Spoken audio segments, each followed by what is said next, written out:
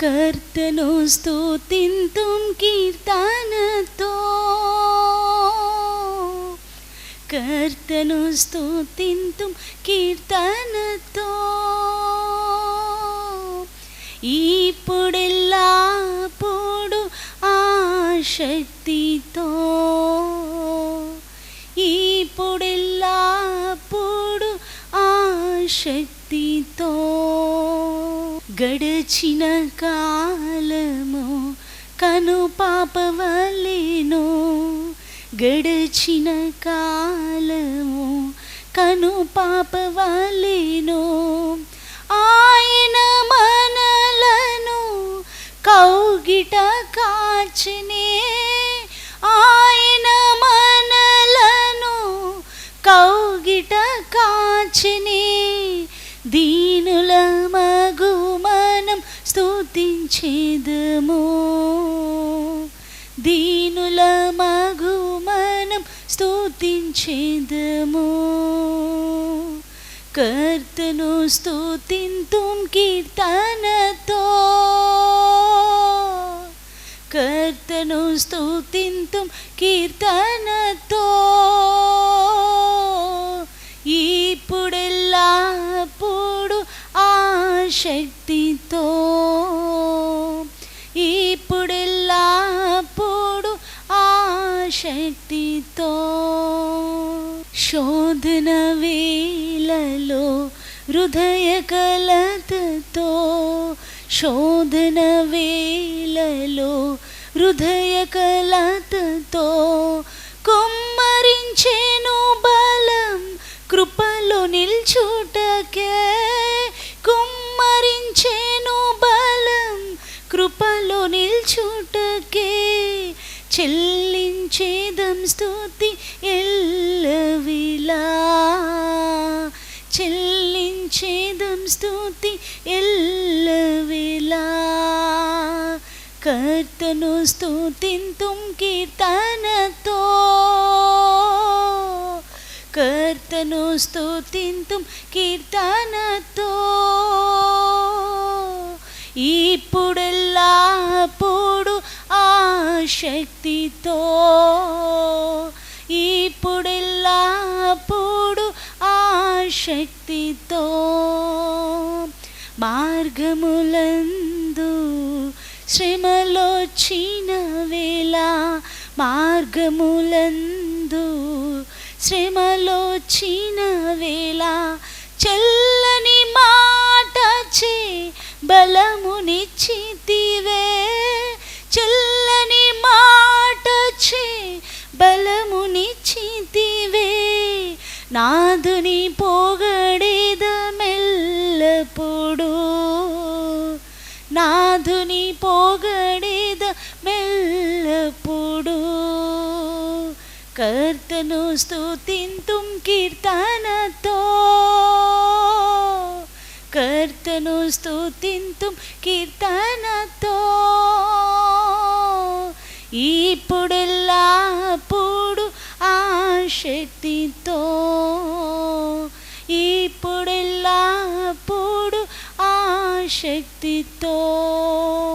భారములాచి మనసు కృంగిన వేళ, భారములాచి మనసు కృంగిన వేళ, తల్లి కంటేను హెచ్చు ఆదరణిచ్చెను, తల్లి కంటేను హెచ్చు ఆదరణిచ్చెను. స్తోత్రము స్తుతి పాడి ఆర్భటించెదా, స్తోత్రము స్తుతి పాడి ఆర్భటించెదా. కర్తను స్తుతింతుం కీర్తనతో, కర్తను స్తుతింతుం కీర్తనతో, ఇప్పుడెల్లప్పుడు ఆశక్తితో, ఇప్పుడెల్లప్పుడు ఆశక్తితో. ఆదరణయులిక కలత చెందిన వేళ, ఆదరణయులిక కలత చెందిన వేళ ఆదరించేను తన సువార్తమానముచే, ఆదరించేను తన సువార్తమానముచే. కృతజ్ఞతతో స్తుతి చెల్లించెదా, కృతజ్ఞతతో స్తుతి చెల్లించెదా. కర్తను స్తుతింతుం కీర్తనతో, కర్తను స్తుతింతుం కీర్తనతో. ఇప్పుడెల్లప్పుడు ఆసక్తితో, ఇప్పుడెల్లప్పుడు ఆసక్తితో. నాదు కార్యములెల్లా సఫలపరచెదవని, నాదు కార్యములెల్లా సఫలపరచెదవని. మధుర స్వరముతోని వాక్కు నీడితివే, మధుర స్వరముతోని వాక్కు నీడితివే. ఆనందింతుం దినం నీ ప్రేమలో, ఆనందింతుం దినం నీ ప్రేమలో. కర్తను స్తుతింతుం కీర్తనతో, కర్తను స్తుతింతుం కీర్తనతో. ఇప్పుడెల్లప్పుడు ఆసక్తితో, ఇప్పుడెల్లప్పుడు ఆసక్తితో, ఇప్పుడెల్లప్పుడు ఆసక్తితో, ఇప్పుడెల్లప్పుడు ఆసక్తితో. దీనుల మగు మనం స్తుతించెదము, దీనుల మగు మనం స్తుతించెదము. చెల్లించెదం స్తుతి ఎల్లవేళలా, చెల్లించెదం స్తుతి ఎల్లవేళలా. నాదుని పొగడెదమెల్లప్పుడు, నాదుని పొగడెదమెల్లప్పుడు. స్తోత్రము స్తుతి పాడి ఆర్భటించెదా, స్తోత్రము స్తుతి పాడి ఆర్భటించెదా. కృతజ్ఞతతో స్తుతి చెల్లించెదా, కృతజ్ఞతతో స్తుతి చెల్లించెదా. ఆనందింతుం దినం నీ ప్రేమలో, ఆనందింతుం దినం నీ ప్రేమలో, ఆనందింతుం దినం నీ ప్రేమలో, ఆనందింతుం దినం నీ ప్రేమలో, ఆనందింతుం దినం నీ ప్రేమలో, ఆనందింతుం దినం నీ ప్రేమలో. ప్రభు మన మధ్యలో ఉన్నారు గనుక దేవునికి స్తోత్రాలు చెల్లిద్దాం.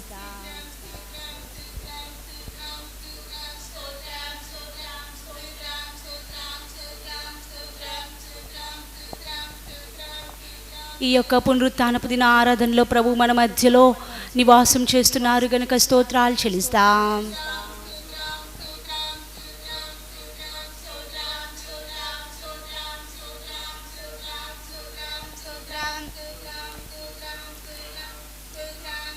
పాటల్లోనూ ఆరాధనలోనూ దైవవాక్య పరిచర్యలోనూ పరిశుద్ధాత్మ దేవుడే ప్రారంభం నుండి ముగింపు వరకు ఆయన యొక్క నాయకత్వంలో సమస్తమును జరిగిస్తున్నారు గనుక స్తోత్రాలు చెల్లిద్దాం.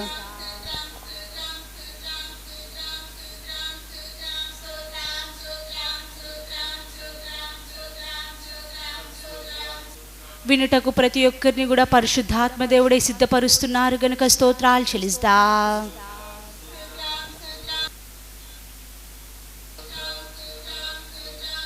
ఈ దినమున పరిశుద్ధాత్మ దేవుడే మనందరి మీదకి తన యొక్క పరిశుద్ధాత్మ అభిషేకమును బలముగా కుమరిస్తున్నారు గనుక దేవునికి స్తోత్రాలు చెల్లిద్దాం.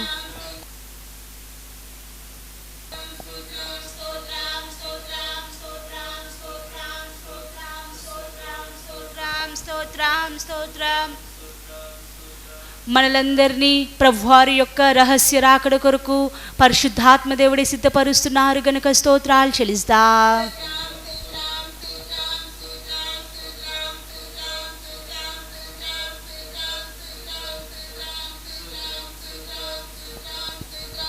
ఆమేన్. ప్రార్థన చేసుకుందాం.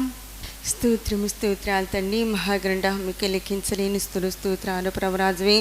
అయా నా తండ్రి ప్రభు, ఈ పునరుత్థాన ఆరాధనలో నా తండ్రి మీరుండి మహిమ పొందము నడుకునొచ్చు నా తండ్రి. శ్రమకు స్తోత్రాలజా పాటల్లోనూ ఆయా ఆరాధనలోనూ వాక్య పరిచయంలో నా తండ్రి మీరు ఉండము నడుకునొచ్చు నా తండ్రి. శ్రమకు స్తోత్రాలజా వినుచున్న ప్రతి ఒక్కరూ నా తండ్రి ప్రభు గ్రహించగలన హృదయాల దయచం నడుకునొచ్చు నా తండ్రి. శ్రమకు స్తోత్రాలజా అయా మేమందరము నా తండ్రి మీ రహస్యరాకుడుకు ఆయత్తపడగలను గొప్ప ధన్యత భాగ్యము దయచమని నజరని యేసుక్రీస్తు నామమున ప్రార్థిస్తున్నాం తండ్రి, ఆమేన్.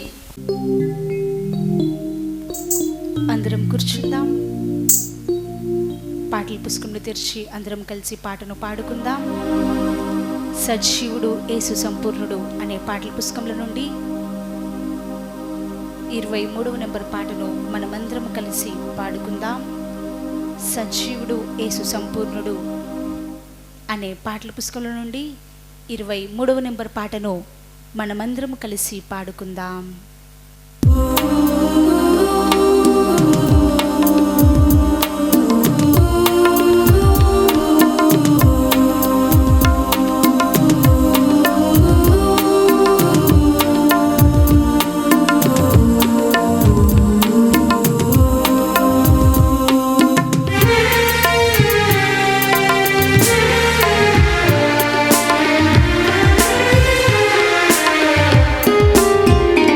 प्रभु येसु निराल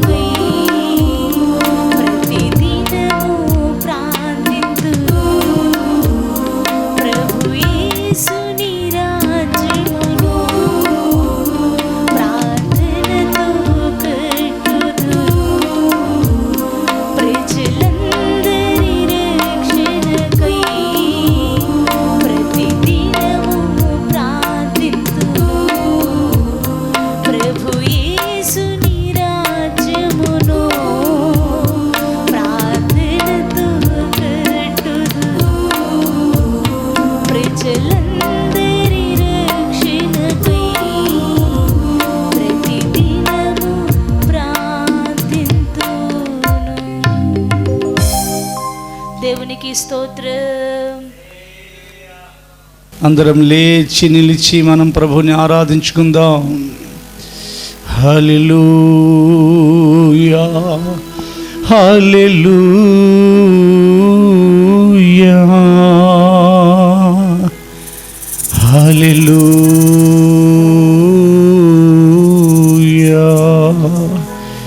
దేవుడు ఆత్మ కనుక ఆయనను ఆరాధించువారు ఆత్మతోనూ సత్యంతోనూ ఆరాధింపవలనని మన ప్రభువైన యేసుక్రీస్తు తెలియపరిచిన వార్తను బట్టి మనమందరం రెండు చేతులెత్తి మన ప్రభుని ఆరాధించుకుందాం. స్తోత్రం స్తోత్రం స్తోత్రం స్తోత్రం స్తోత్రం స్తోత్రం స్తోత్రం స్తోత్రం స్తోత్రం స్తోత్రం స్తోత్రం స్తోత్రం. హల్లెలూయా హల్లెలూయా హల్లెలూయా. ది బాబా బాబా బది నమా దిక్లతి అలతు నమన దిక్రతి అషలది నమా తిరిక్లో తుని బిక్మౌతున. హల్లెలూయా.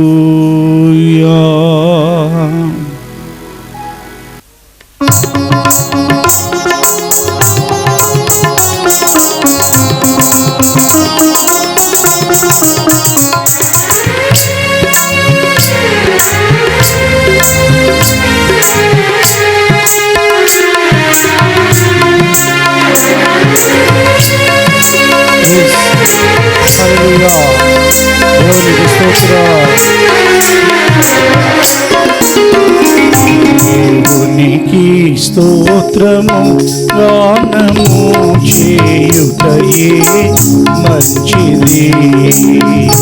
దేవునికి స్తోత్రము గానము చేయుటయే మంచిది.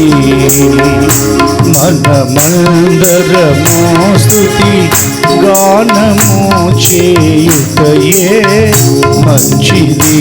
దేవునికి స్తోత్రము గానము చేయుటయే మంచిది. హల్లెలూయా.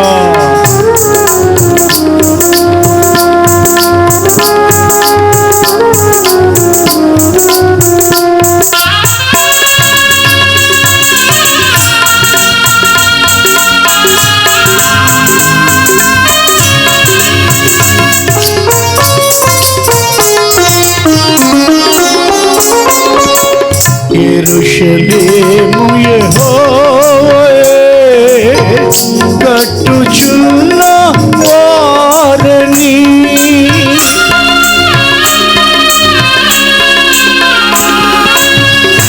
యెరూషలేము యెహోవాయే యెరూషలేము యెహోవాయే యెరూషలేము యెహోవా. హల్లెలూయా.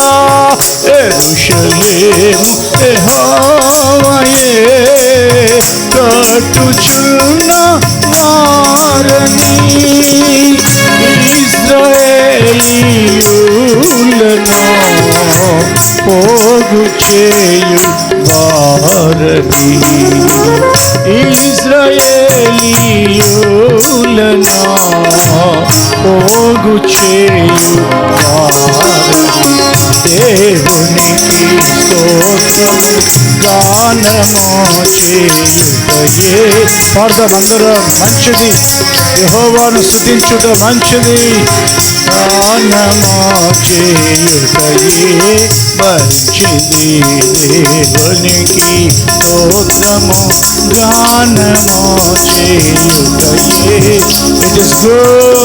మనమందరము స్తుతి గానము చేయుటయే మంచిది. హల్లెలూయా.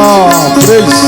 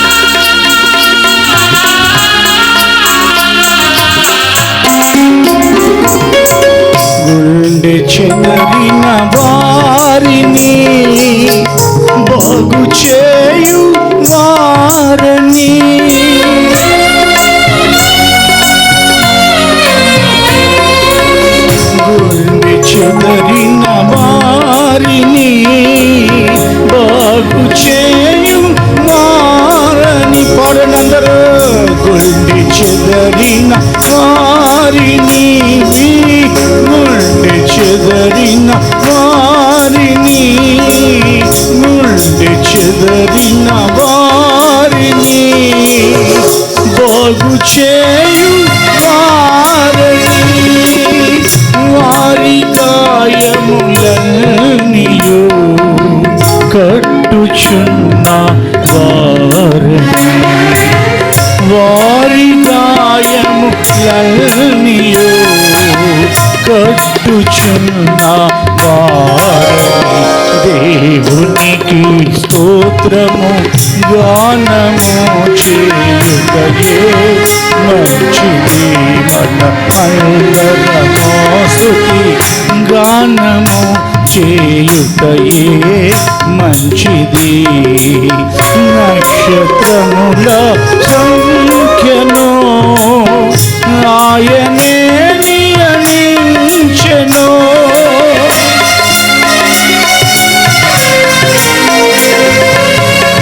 నక్షత్రముల సంఖ్యను ఆయనే నియమించెను వాటి కన్నీయు పేరులో పెట్టుచున్న ప్రైజ్ అండ్ వర్షిప్ హల్లెలూయా వాటి కన్నీయు పేరులో పెట్టుచున్న వారిని దేవునికి స్తోత్రము గానము చేయుటయే మంచిది అందరము స్తుతి గానము చేయుటయే మంచిది హల్లెలూయా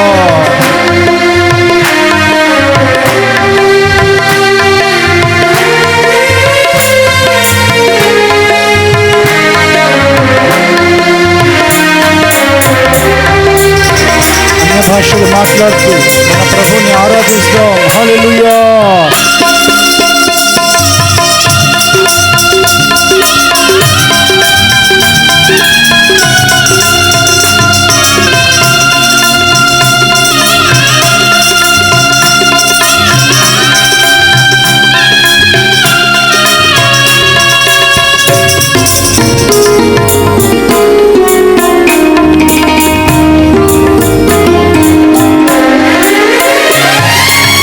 ప్రభువు గొప్పవారును అధిక శక్తి సంపన్నులు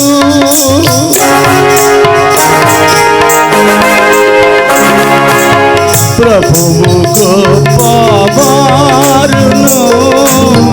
అధిక శక్తి సంపన్నులు జ్ఞానమునకు ఆయనే జ్ఞానమునకు ఆయనే జ్ఞానమునకు ఆయనే మితియులేని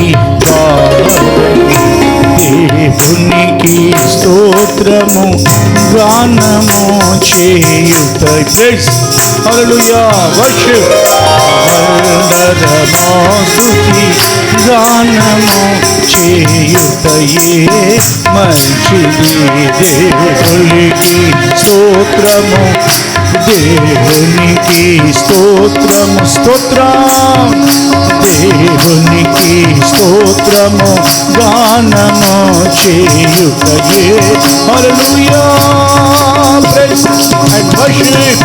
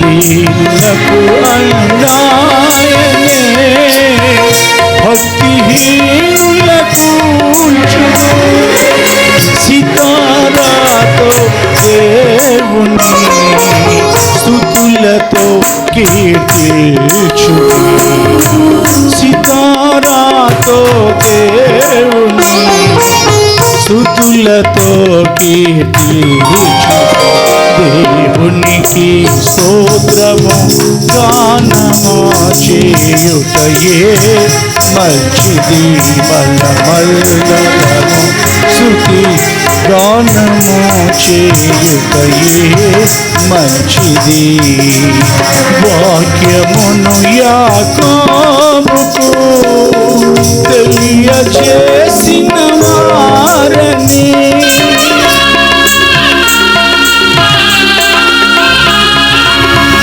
వాక్యమును యాకోబుకు తెలియజేసిన వారని ఏ జనముకి లాగునా చేసి ఉండలేదని ఏ జనముకి లాగునా చేసి ఉండలేదని దేవునికి ప్రైస్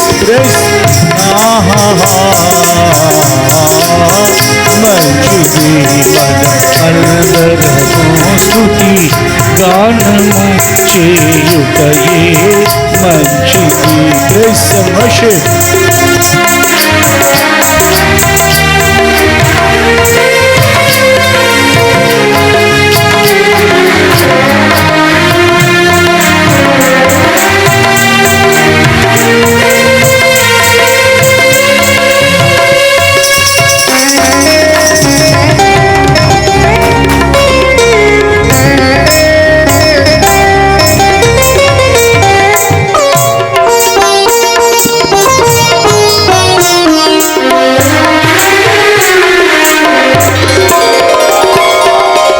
యెరూషలేము యెహోవాయే కట్టుచున్నవారని worship praise the Lord యెరూషలేము యెహోవాయే యెరూషలేము యెహోవాయే యెరూషలేము యెహోవాయే కట్టుచున్నవారని యెరూషలేము యెహోవాయే కట్టుచున్నవారని యెరూషలేము యెహోవా హల్లెలూయా హల్లెలూయా హల్లెలూయా praise the Lord యెరూషలేము యెహోవాయే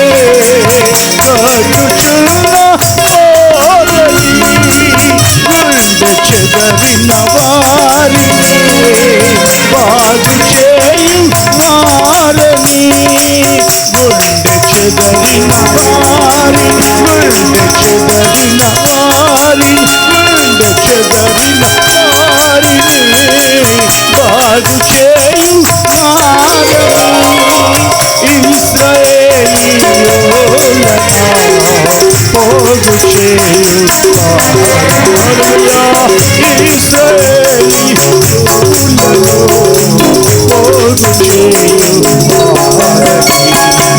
వారి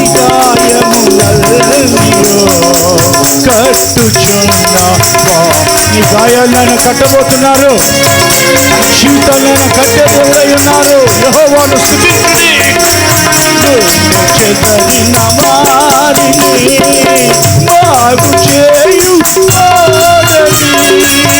గుండె చెదరిన వారిని బాగు చేయు వారని వారి గాయములల్నియో కట్టుచున్న వాడని వారి గాయములల్నియో కట్టుచున్న దేవునికి స్తోత్రము గానము చేయుటయే మంచిది దేవునికి స్తోత్రము దేవునికి స్తోత్రం స్తోత్రం స్తోత్రం స్తోత్రం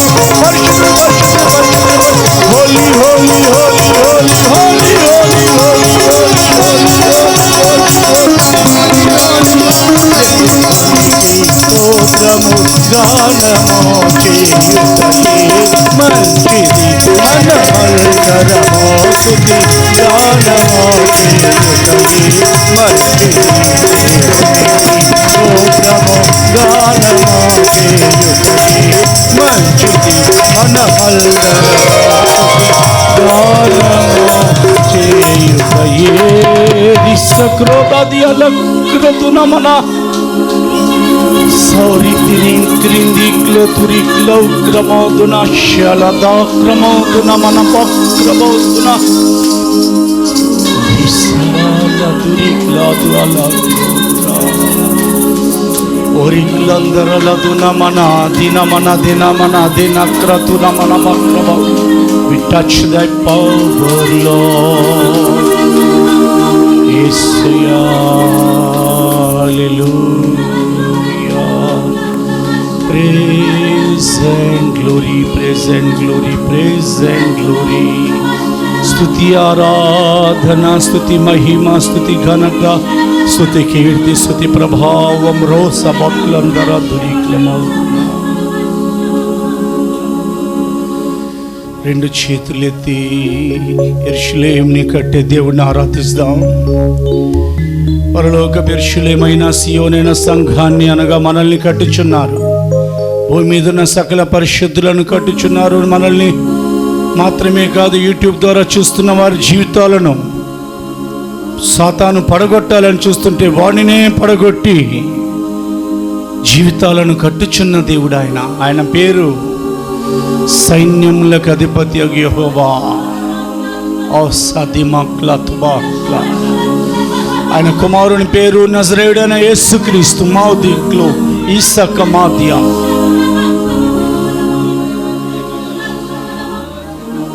అందరం చేతులెత్తి దీర్ఘలో దుమనాదు నమనా. యెరూషలేము యెహోవాయే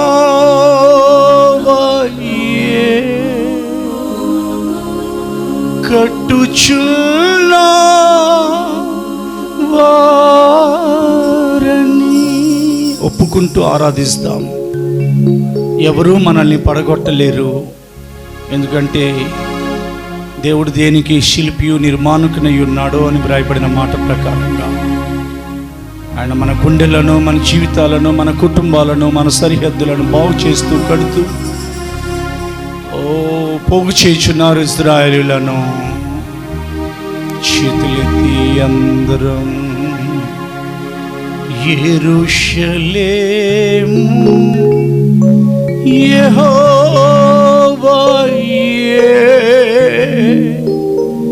కట్టుచున్న వారని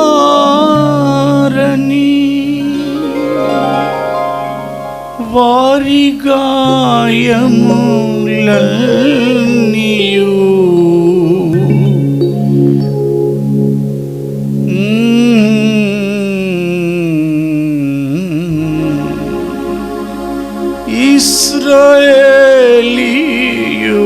ఇశ్రాయేలీయులను నిన్ను విడిచిపెట్టిన వారు నీ వారుగా దేవుని చేత నీ యొద్దకు మరలా నడిపించబడే కాలం దగ్గర పడింది.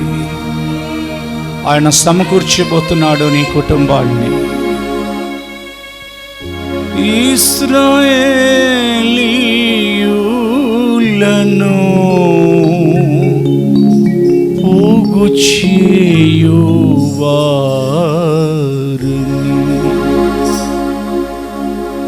గుండె చెదరిన వారిని.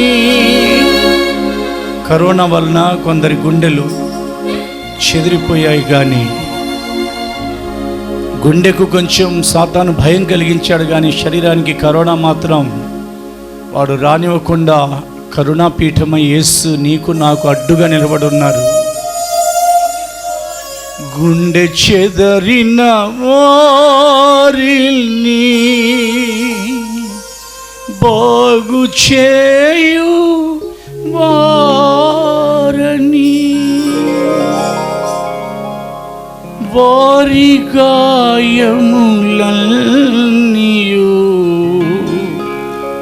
కట్టుచున్న వారని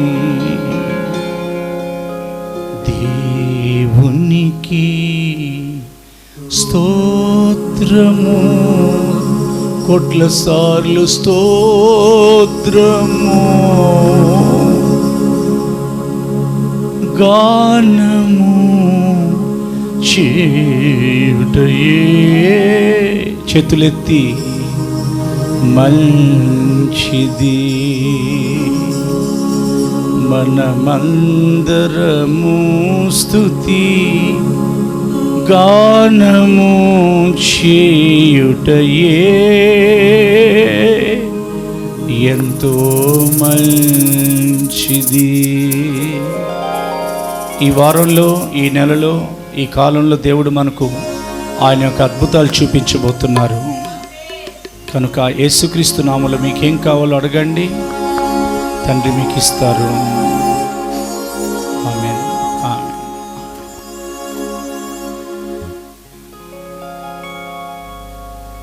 మీ బిడ్డలు ఏం అడుగుచున్నారు ప్రభువా, వాటిని వారికి దయచేయమని. ఎవరి గుండె చెదిరిపోయి ఉన్నదో తండ్రి, ఎవరు చెదిరిపోయి తిరిగి మేము కట్టబడమనే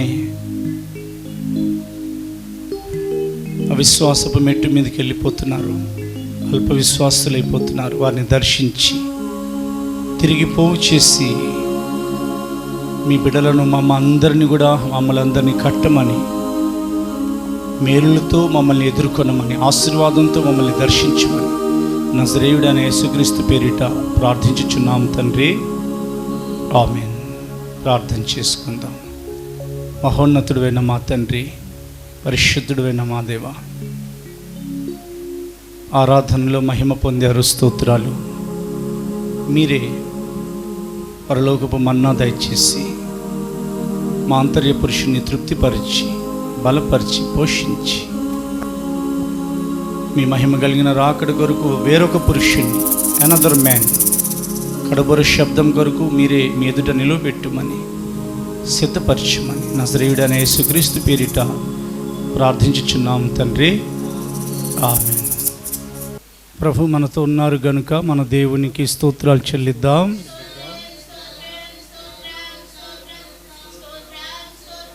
స్తోత్రం, స్తోత్రం, స్తోత్రం, స్తోత్రం, స్తోత్రం. పరిశుద్ధాత్ముడే మాట్లాడేవారు గనుక స్తోత్రాలు చెల్లిద్దాం.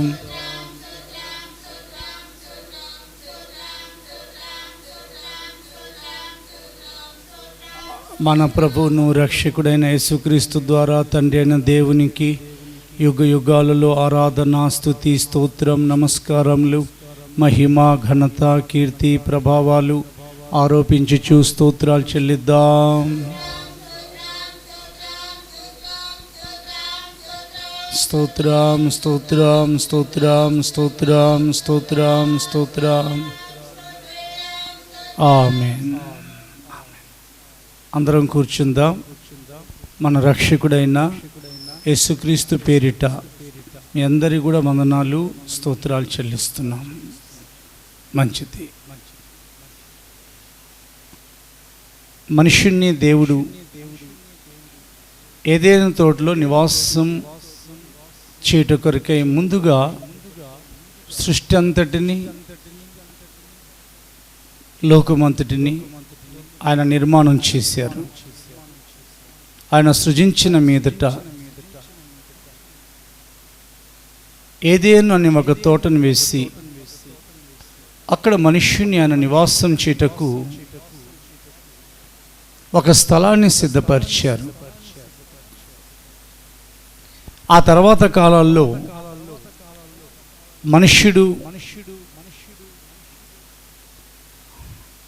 తన సహకారి అనగా ఆదాము, తన సహకారి అయిన అవ్వతో వారు క్రీస్తునందు మనం ఎలా ఫలించుచున్నామో దేవుని యొక్క ఆశీర్వాదం ఆ ప్రకారంగా ఫలించి అభివృద్ధి పొంది విస్తరింపబడి వారు భూలోకం అంతటా వ్యాపించారని దేవుని యొక్క వాక్యం ప్రారంభ గ్రంథం ఆదికాండంలోని ప్రారంభ లేఖ గ్రంథాలలో అధ్యాయాల్లో సెలవిస్తుంది. మనుష్యుడు ఎక్కడ నివాసం చేయాలో దేవుడు అతనికి ఆలోచన చెప్పారు. అతని కొరకు ఒక నివాస స్థలాన్ని ఆయన సిద్ధపరిచారని యెషయా గ్రంథంలో కూడా రాయబడింది. రెండవది, ఆ మనుష్యుణ్ణి ఆయన తన ఆలోచన చేత నడిపిస్తూ వచ్చారు. ఈ 2020 సంవత్సరపు ఈ దినం వరకు, ఈ దినము ఆగస్టు నెల 16వ దినం, ఈ దినం వరకు ఆయన నడిపిస్తూ వస్తున్నారు. ఇప్పుడు దేవుని యొక్క మాటల్ని మనం జాగ్రత్తగా చూసినట్లయితే మనం ఏం భోంచేయాలి, మనం ఏం తినాలి, లేదా మనుషులు ఏం తినాలి, ఏం త్రాగాలి, ఏం తినకూడదు, ఏమి త్రాగకూడదు, ఎక్కడ పడుకోవాలి, ఎక్కడ నడవాలి, ఎలా మాట్లాడాలి, ఏవి మాట్లాడకూడదు, అన్నీ కూడా మనుషునికి దేవుడు నేర్పిస్తూ వస్తున్న కాలం ఇది. ఆది కాలం నుండి ఈ కాలం వరకు మనుష్యునికి ఆలోచన చెప్పే దేవుడు ఒక ఆయన ఉన్నారు. మనుష్యుడు ఎక్కడ నివాసం చేయాలనేది కూడా దేవుడైన ప్రభు తెలియపరిచారు. ఇలాగున ఆయన తెలియపరిచి ఆయా కాలాల్లో ఆయన పరిశుద్ధుల్ని, తెలుగులో భక్తులని రాయబడింది, ఇంగ్లీష్ భాషలో ఆయన పరిశుద్ధులు, they are the saints, they were called his saints. ఆయన పరిశుద్ధులని, ఆయన పేరు పెట్టబడిన పరిశుద్ధులకు ఆయన పేరు పెట్టారు. ఇలాగ నివాసం చేస్తూ ఈ లోకంలో నివాసం పూర్తయిన మీదట పరలోకంలో వారి నివాసం తనతో కూడా చేయనట్లుగా దేవుడు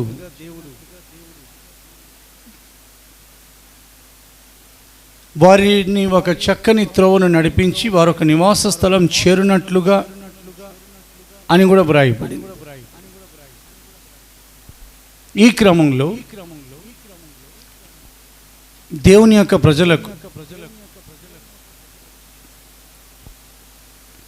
కలిగే కొన్ని ఆపదల్లో, వారు ఎదుర్కొనే కొన్ని శోధనల్లో, వారు నడుచుచున్న శ్రమానుభవాల్లో వారు ఎక్కడ నివాసం చేయాలి, వారు ఎక్కడ దాగి ఉండాలి నేర్పిస్తూ వచ్చారు ఆయన. ఈ దినం మనం నేర్చుకోబోతున్నాం. మనం ఎక్కడ నివాసం చేయాలి, మన నివాసం ఎక్కడ? దేవుని యొక్క వాక్యాన్ని ఇప్పుడు మనం తెరిచి చూడబోతున్నాం. రాజ్యం జరిగినంతకాలం బాగానే ఉంది రాజుకి, అనగా దావీదు రాజుకి. ఎప్పుడైతే దావీదు రాజు జీవితంలో, రాజైన దావీదు జీవితంలో ఎప్పుడైతే తన కుమారుడైన అబ్షాలోం వలన, అబ్షాలోం పక్షంగా చేరిన అహితోపేల్ వలన, అబ్షాలోం పక్షంగా చేరిన కొంతమంది వలన దావీదుకి ఎప్పుడైతే ఆపద ఎదురైందో, ఇంతకుముందు సౌలు వలన అతనికి ఆపద ఎదురైంది. అప్పుడు కూడా అరణ్యానికి దావీదు పారిపోవాల్సిన పరిస్థితి వచ్చింది.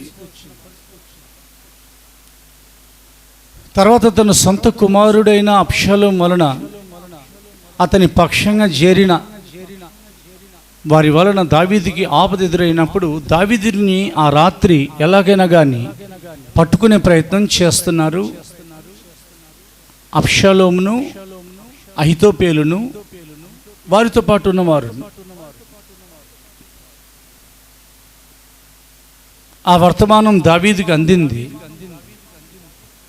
ఎందుకనంటే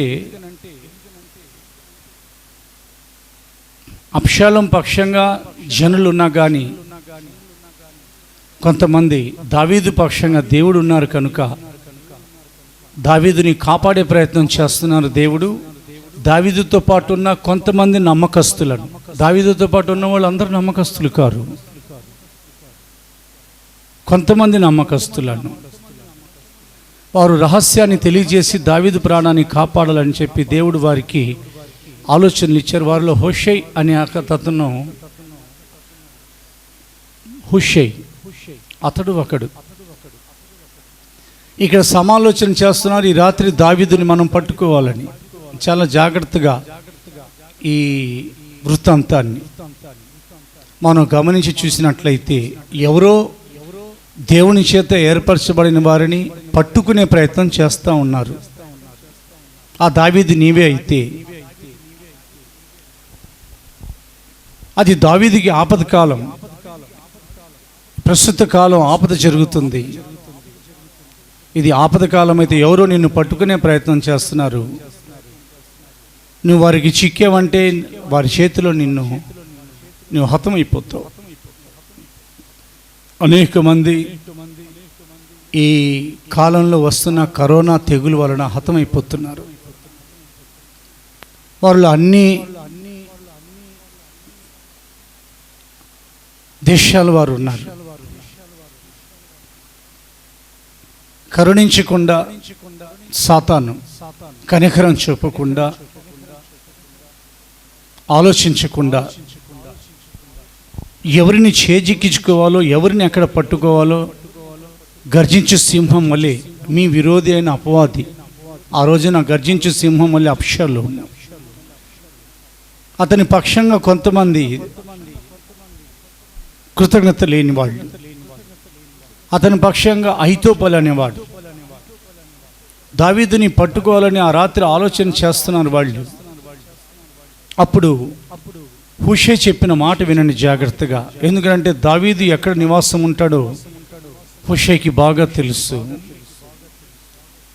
తను ఎక్కడ నివాసం చేయాలో దేవుడు దావీదుకి నేర్పించి ఉంచారు. అది కరోనా కాలమైనా కానీ లేదా అది ఎలాంటి కాలమైనా కానీ, కాలాలు మారుతూ ఉంటాయి. మన దేవుని యొక్క రాజ్యం ప్రారంభించబడే వరకు పాపం లోకాన్ని ప్రజల్ని పరిపాలిస్తూనే ఉంటుంది, విస్తరిస్తూనే ఉంది. అందుకనే బైబిల్ సెలవిస్తుంది, పాపం ఎక్కడ విస్తరించనో అక్కడ దేవుని యొక్క కృప అపరిమితంగా విస్తరించెను. దావీదుకి విరోధంగా కొంతమంది ఉన్నారు. ఈ దినమున మనకు విరోధంగా సాతానును వాని సైన్యం ఉన్నది. కానీ దేవుని యొక్క వాక్యం సెలవిస్తుంది, దావీదుని ఎలాగైనా కాపాడాలని. ఎలాగైనా కానీ దేవుడు ఎవరో ఒక వ్యక్తి ద్వారా దావీదు శత్రువుకు దావీదు అతని చేతికి దొరకకుండా ఆలోచన చెప్పారు. దేవుని యొక్క వాక్యంలో రాయబడింది,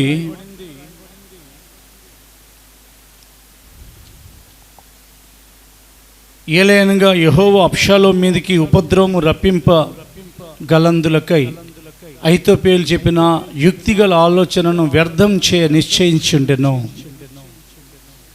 దేవుడు అహితోపేలు యొక్క ఆలోచన నిశ్చయించుకున్నారు, వీడి ఆలోచన నేను చెడగొట్టాలని.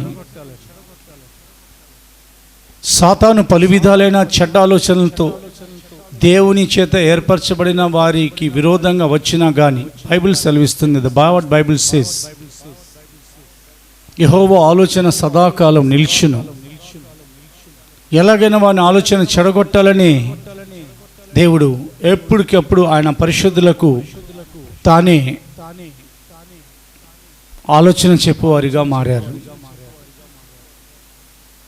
ఇప్పుడు మనం పరిశుద్ధ గ్రంథాన్ని తెరిచి అతడు చెప్పిన మాట చూడండి. అతడు ఎక్కడ దాగి ఉండునో, అరణ్యం ఉంటాడో, అరణ్యంలో ఉంటాడో, గుహలో దాక్కుంటాడో మనకు తెలియదు కదా రాజా అని అబ్షాలోముతో చెప్తున్నాడు హూషై. అంటే దావీదు యొక్క నివాస స్థలం ఏ గుహలోనో, ఏ కొండలోనో, ఏ బండ సందుల్లోనో, ఏ అరణ్యంలో. కాబట్టి అతడు నీకు దొరకడు. కాబట్టి అతను నువ్వు చేజిక్కించుకోవాలంటే ఈ ప్రకారంగా చేయని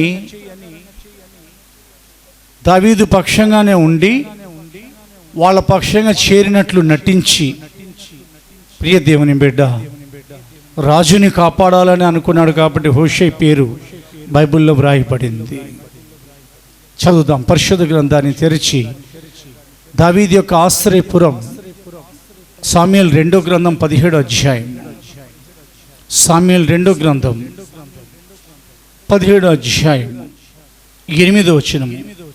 నీ తండ్రియు అతని పక్షముననున్న వారును మహాబలాఢ్యులనియు అడవిలో పిల్లలను పోగొట్టుకునిన ఎలుకబంట్ల వంటి వారై రేగిన మనసుతో ఉన్నారనియు నీకు తెలియను. మరియు నీ తండ్రి యుద్ధమునందు ప్రవీణుడు, అతడు జనులతో కూడా బస చేయడు. అతడేదో ఒక గుహ యందో మరి ఏ స్థలమందో దాగియుండును. చాలు. అబ్షాలోము మనసులో దావీదుని పట్టుకోవాలనుంది. దేవుని యొక్క మనసులో దావీదుని దాచిపెట్టాలనుంది. ఎందుకంటే దావీదుని పిలిచింది ఆయనే, దావీదుని ఎన్నుకున్నది ఆయనే, దావీదుకి పట్టాభిషేకం చేసింది ఆయనే. సింహాసనం మీద దావీదు కూర్చునే ముందు సమూయేలు ప్రవక్త ద్వారా తైలాభిషేకంతో, ఆనంద తైలంతో లేదా తైలం పోసి అభిషేకింపజేసింది దేవుడే. యేసుక్రీస్తులో మనల్ని పిలిచింది దేవుడే, మనల్ని ఎన్నుకున్నది దేవుడే. మనకు ఆయన రాజ్యం ఇస్తానని వాగ్దానం చేసింది దేవుడే. మనకు ఆలోచన చెప్పి నువ్వు ఇక్కడ నివాసం చేయాలని మన ప్రాణాల్ని కాపాడుతున్నది దేవుడే. హల్లెలూయా. అతడు ఎక్కడ దాగి ఉంటాడు, ఏ గుహలో ఉంటాడు, ఏ స్థలంలో ఉంటాడు, ఏ అరణ్యంలో ఉంటాడో మనకు తెలియదు అని రాయబడిన మాటను బట్టి చూద్దాం. మనం ఎక్కడ నివాసం చేయాలి? కరోనా కాలం పక్కన పెట్టేయండి. కరోనా కంటే భయంకరమైన రోగం ఒకటి ఉన్నది. దాని పేరు సిన్, పాపం. అది భూలోకం సృష్టించబడక ముందే, దేవదూతుల యుగములోనే, అనగా దేవదూతుల కాలంలోనే సాతానులో ప్రారంభించబడింది. లోపల నీవు పాపం పెంచుకుంటూ పోయావు అని దేవుడైన ప్రభు హెచ్కేల్ గ్రంథంలో సాతాన్ని అక్కడ హెచ్చరించారు.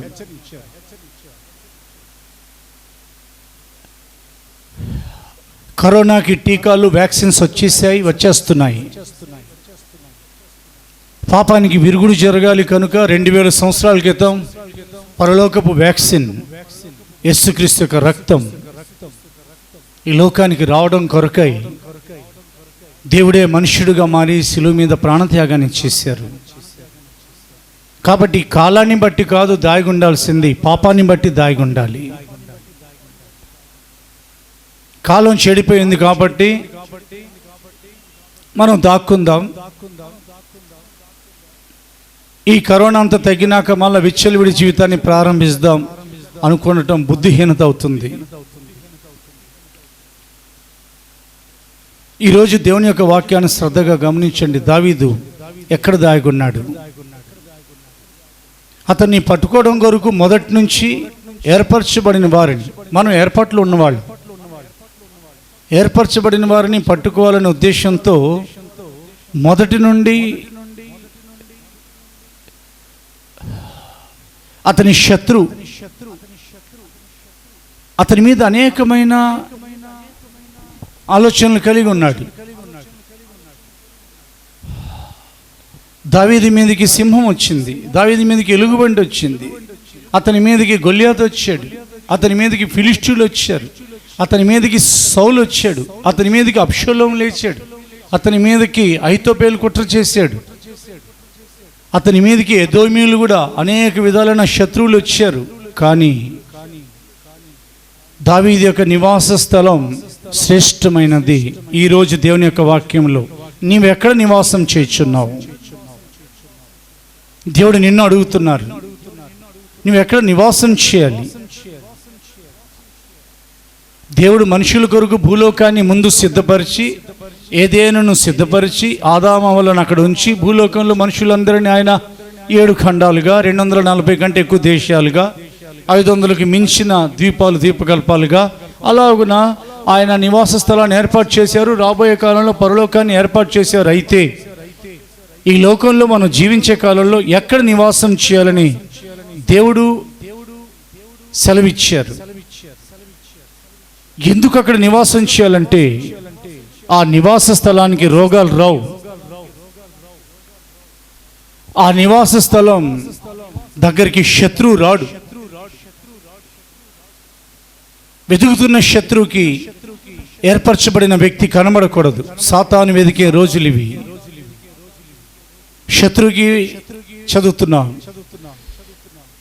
ఫిలిష్తీయులు ఒకసారి దండెత్తి వచ్చినప్పుడు దావీదు ప్రాకారము కలిగిన స్థలమునకు వెళ్ళిపోయినని వ్రాయబడింది.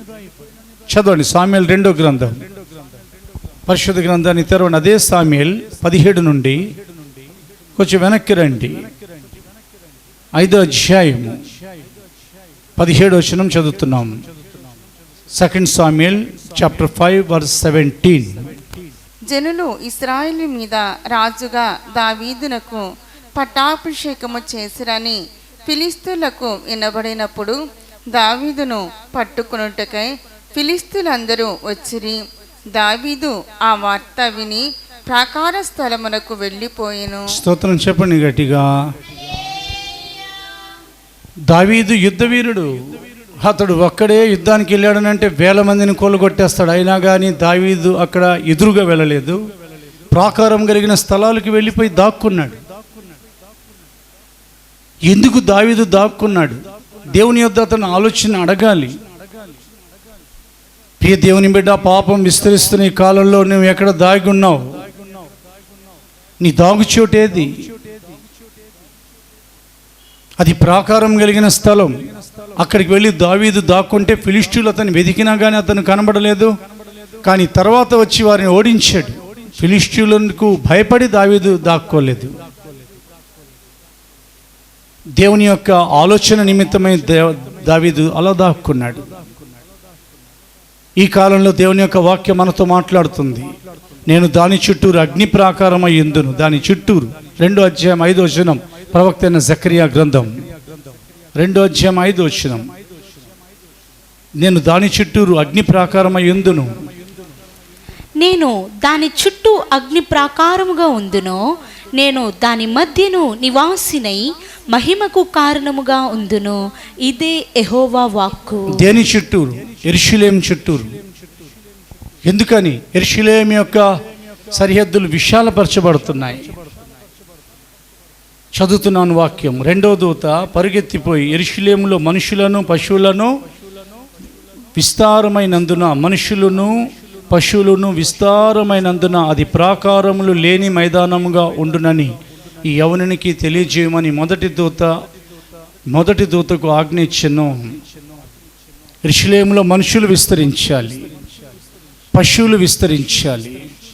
యెరూషలేము అనబడిన సంఘంలో దేవుని యొక్క పరిశుద్ధులు రాలిపోకూడదు, విస్తరించాలి.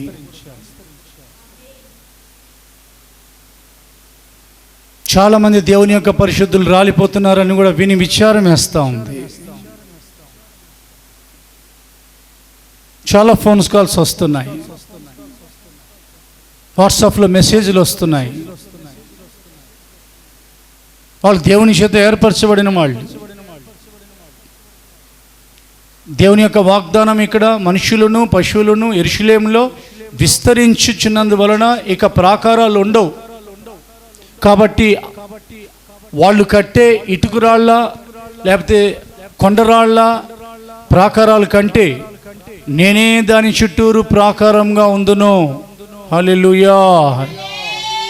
దాని చుట్టూ మాత్రమే కాదు, దాని మధ్యలో నేను నివాసినై మహిమకు కారణంగా ఉందును. ఇదే సైన్యములకు అధిపత్యకు యెహోవా వాక్. ఆ ప్రాకారం దేవుని యొక్క వాక్యం మనకు పరిచయం చేస్తుంది. ఈ రోజున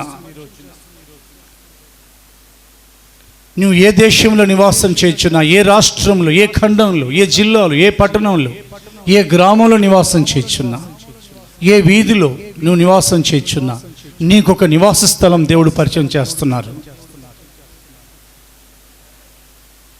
ఈరోజు జాగ్రత్తగా దేవుని యొక్క వాక్యాన్ని గమనించండి. పరిశుద్ధ గ్రంథంలో మనం ఎక్కడ నివాసం చేయాలో దేవుడు బ్రాయించారు. ఎక్కడ పడితే అక్కడ కాపురం చేయకూడదు. మనం ఎక్కడ పడితే అక్కడ మనం నివాసం చేయడానికి దేవుడు ఇష్టపడరు. ఆయన వచ్చి నజరేతులో నివాసం చేసిన కాపురం ఉండేనని వ్రాయబడింది. అందుకని ఆయన నజరేయుడైన యేసు అని పిలువబడునని వ్రాయబడింది. నాకు ఆ కొండ ప్రాంతానికి కావాలి అని కాలేబు ఆ నివాసాన్ని కోరుకున్నారు. పరిశుద్ధులు వారి వారి నివాస స్థలాన్ని కోరుకున్నారు. ఈరోజు దేవుని యొక్క వాక్యం మనతో మాట్లాడుతుంది.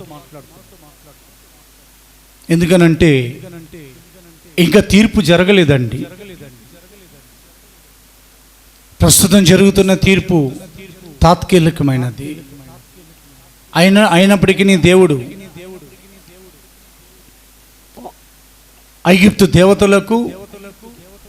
ఐగుప్తులకు నేను తీర్పు తీర్చబోతున్నానని సెలవిచ్చారు.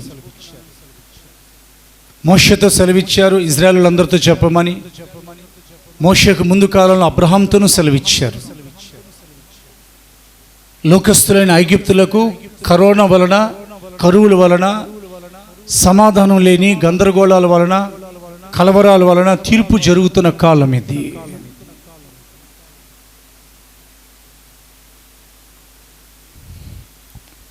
ఐగుప్తు దేవతలకు నేను తీర్పు తీర్చుదును అని సెలవిచ్చారు ఆయన. ప్రభువైన దేవుడు ఐగుప్తులో సంచారం చేసినప్పుడు ఫరో కొలిచిన ఐగుప్తు దేవతల్లో ఒకటి కూడా వారిని కాపాడలేకపోయాయి. ఎందుకంటే యెహోవా రాత్రి ఐగుప్తులో సంచారం చేయబోతున్నారు. సంహార దూత కూడా సంచారం చేయబోతున్నారు. కాబట్టి ఆయన సంచారం చేసే ముందే,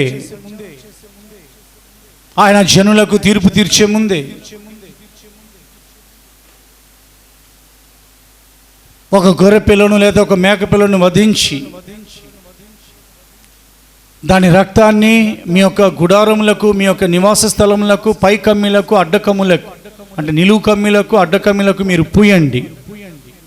ఏ ఇంటి మీద ఆ రక్తపు గుర్తును నేను చూస్తాను, పస్కా దాటిపోతాను. అప్పుడు ఆ గుడారాన్ని చూచి నేను దాటిపోతాను. ఒకవేళ రక్తపు గుర్తు లేదా, అందులో ఉన్న తొలిచూలు బిడ్డను నేను హతం చేస్తానని దేవుడు సెలవిచ్చారు.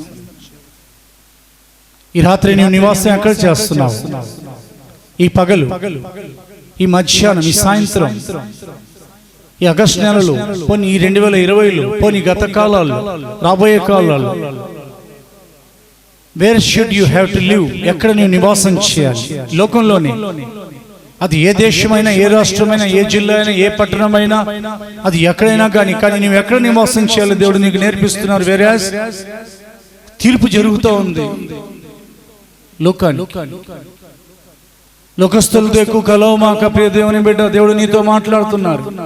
లోకపు ఆచారాలతోనూ కలిసి ఉండొద్దు. ఒకే వర రెండు కత్తులు పెట్టే ప్రయత్నం చేయొద్దు. వర చినిగిపోయే ప్రమాదం.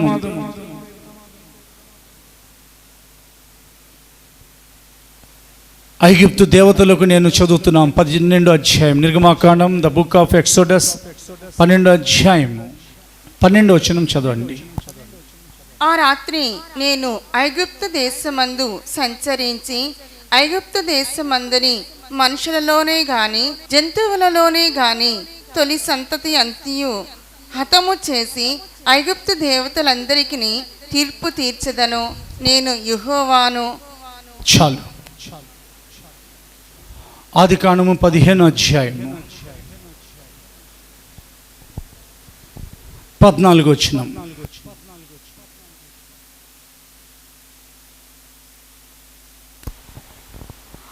వారు 400 ఏండ్లు వీరిని శ్రమ పెట్టుదురు. వీరు ఎవరికి దాసులవుదురో ఆ జనమునకు నేనే తీర్పు తీర్చుదునో. తరువాత వారు మిక్కిలి ఆస్తితో బయలుదేరి వచ్చెదరు. ఇందాక చదివిన నిర్గమాకాండంలో ఐగుప్తు దేవతలకు నేను తీర్పు తీర్చుదునని అన్నారు దేవుడు. ఇప్పుడు చదివిన ఆదికాండంలో ఐగుప్తులకు నేను తీర్పు తీర్చుదునని అన్నారు. మొదటి భాగంలో మనం చదువుకున్నది మోషేతో మాట్లాడారు, జనులకు చెప్పాలి. ఇప్పుడు మనం చదివిన ఆదికాండంలో అబ్రహాంతో మాట్లాడారు, జరగబోయేది చెప్పారు. ఈ కరోనా ఎప్పుడు తగ్గుతుంది, ఎప్పుడు తగ్గుతుంది, ఎప్పుడు తగ్గుతుంది అని ఎదురు చూస్తుంది ప్రపంచమంతా. కానీ దేవుని యొక్క వాక్యం 2 అంచుల ఖడ్గం కనుక మొదటి అంచు తీర్పు తీర్చబడుతుంది లోకానికి. ప్రస్తుతం తాత్కాలికమైన తీర్పు ఇది. 2వ అంచు తప్పకుండా దేవుని యొక్క కృప చేత ఈ కరోనా తగ్గుతుంది. ఇది టెంపరరీ తీర్పు. యూదా పత్రిక చదువుదాం. పర్మనెంట్ తీర్పు ఒకటి జరగబోతుంది. అంటే ఆఖరి తీర్పు, పర్మనెంట్ కాదు, ఆఖరి తీర్పు. యూదా పత్రిక 15 ఆదాము మొదలుకొని 14-15. ఆదాము మొదలుకొని 7వ వాడైన హానోకు కూడా వీరిని గూర్చి ప్రవచించి ఇట్లనెను, ఇదిగో అందరికిని తీర్పు తీర్చుటకును వారిలో భక్తిహీనులందరూ భక్తిహీనముగా చేసిన వారి భక్తిహీన క్రియలన్నిటినీ గూర్చియు భక్తిహీనులైన పాపులు తనకు విరోధముగా చెప్పిన కఠినమైన మాటలన్నిటిని గూర్చియు వారిని ఒప్పించుటకును. చాలు. మత్తయి సువార్తలోను ప్రకటన గ్రంథంలోను లోకానికి జరగబోతున్న తీర్పు గురించి వ్రాయబడింది. కానీ ఇప్పుడు నువ్వు దాగి ఉండాల్సిన కాలం, ఆయన రాకడ వరకు, ఈ లోకంలో నువ్వు జీవించే వరకు, ఈ లోకం నుండి నువ్వు పోయే పోకడ వరకు నువ్వు దాగి ఉండాల్సిన కాలం, నువ్వు దాగి ఉండాల్సిన స్థలం. ఎక్కడ నువ్వు దాగి ఉండాలి? దేవుని యొక్క వాక్యం మనతో మాట్లాడుతుంది. మనం ఎక్కడ దాగి ఉండాలి? ఇంట్లో దాగి ఉంటే కరోనా రాకుండా ఉంటుందా? మనకంటే కొన్ని వందల వేల కోట్లకు అధికారులైన వారు విలాసవంతమైన వారి యొక్క రాజభవనాల్లో అంతఃపురాల్లో దాగున్నా కానీ వారికి కరోనా సోకకుండా ఉండిందా? వారిలో కొంతమంది రాలిపోయారు, పరిపాలకులు ఉన్నారు, వారిలో అధికారులు ఉన్నారు, కొంతమంది క్యూర్ అయ్యారు. ఏదైనా హాస్పిటల్లో దాక్కొని ఉంటే, ఏదైనా దీవుల్లోకి వెళ్ళిపోయి అక్కడ నివాసం చేస్తే తెగులు రాదా? ప్రియ దేవుని బిడ్డ, దేవుడు మనతో మాట్లాడుతున్నారు. మనం దాగి ఉండాల్సిన స్థలాలు ఉన్నాయి. పరిశుద్ధ గ్రంథాన్ని తెరవబోతున్నాం. అక్కడ దాగి ఉంటే నీకు ఎలాంటి తెగులు రాదు. మొట్టమొదటి అనుభవం, దేవుని యొక్క పరిశుద్ధ గ్రంథాన్ని తెరవండి. 91వ కీర్తన 1వ వచనం చదువుతున్నాం. మన నివాస స్థలం ఏదో దేవుడు మనతో మాట్లాడుతున్నారు. కీర్తన గ్రంథం 91వ అధ్యాయం 1వ వచనం చదవబడుతుంది. మహోన్నతుని చాటున నివసించువాడే సర్వశక్తుని నీడను విశ్రమించువాడు. చాలు. మనం ఎక్కడ నివాసం చేయాలో దేవుడు మనకు కొన్ని వేల సంవత్సరాల క్రితమే రాయించి ఉంచారండి. మహోన్నతుని చాటున మనం నివాసం చేయాలి. చాటున అనగా ఆయన ఎదురుగా ఉంటారు, మనం ఆయన వెనకాలే ఉంటాం. ఇది మహా లోతైన అనుభవం. ఇది ఆయన ఎదురుగా ఉంటారు, మనం ఆయన వెనకాలే ఉంటాం. మహోన్నతుడు మనకు ఎదురుగా నిలవగా ఆయన చాటున మనం నివాసం చేస్తున్నాం. ఒకవేళ మన నివాసం మారితే ఆయన ఎదురుగా లేరు కాబట్టి మనం అటు ఇటు తిరుగుతున్నాం కనుక మన యొక్క ఉనికిని పసిగట్టి సాతాను మన మీద పడే ప్రమాదం ఉంది. అందుకని మహోన్నతుని చాటున నివాసం చేయవాడే సర్వశక్తి కలిగిన లేదా సర్వశక్తిని నీడను విశ్రాంతి తీసుకుంటూ ఉంటాడు, నెమ్మదిగా ఉంటాడు. అతనికి ఎలాంటి ఆలోచన లేదు, ఆందోళన లేదు, కలవరం లేదు, భయం లేదు, నాకు ఈ వ్యాధి వస్తుందేమోనని. అతనికి ఎక్కడ ఆందోళన ఉండదు. ఎందుకనంటే అతనికి ఒక నిరీక్షణ ఉంది, అతనికి ఒక నమ్మకం ఉంది. ఈ రోజుల్లో మనం లోకంలో ఉద్యోగం చేస్తున్నా, ఒకవేళ దేవుడు మనకు వ్యాపారం అనుగ్రహించిన తప్పనిసరి మనం లోకంలోకి వెళ్ళాల్సి వస్తున్నా, ఏదైనా సరుకులు కొనడానికో లేకపోతే ఏదైనా కానీ కూరగాయలు తీసుకోవడానికో, అవసరాన్ని బట్టి బంధువుల్ని కలవడానికో, దేవుని యొక్క వాక్యం మీ హృదయాలలో ఆయన రాకడ వరకు భద్రపరచుకోండి. కాలాన్ని బట్టి మాత్రమే కాదు, పాపాన్ని బట్టి భయపడండి. మహోన్నతుని చాటును నివాసం చేయవాడు పాపం చేయలేడు, ఎందుకంటే ఎదురుగా ఆయన ఉంటాడు. మీ ఎదురుగా ఆయన ఉన్నారు. ఆయన చాటుగా మీరు వెళ్ళాలిగా. మన ఎదురుగా ప్రభు ఉంటే ప్రభు చాటును మనం వెళ్ళాలిగా. బైబిల్లో రాయబడిన ప్రవచనం అదే 91వ కీర్తన 10వ వచనంలోకి వెళ్ళండి. 91వ కీర్తన నుండి ఆ గ్రంథం అంతా అనేకమైన కాపుదల గురించిన విషయాలు వ్రాయబడి 10వ వచనంలో ఇలాగున రాయబడింది. నీకు 91వ కీర్తన 10వ వచనం, నీకు అపాయమేమీ రాదు, ఏ తెగులును నీ గుడారమును సమీపించదు. దేవునికి రెండు చేతులెత్తి స్తోత్రం చెప్పండి. ఆపత్కాలంలో దేవుని యొక్క వాగ్దానం.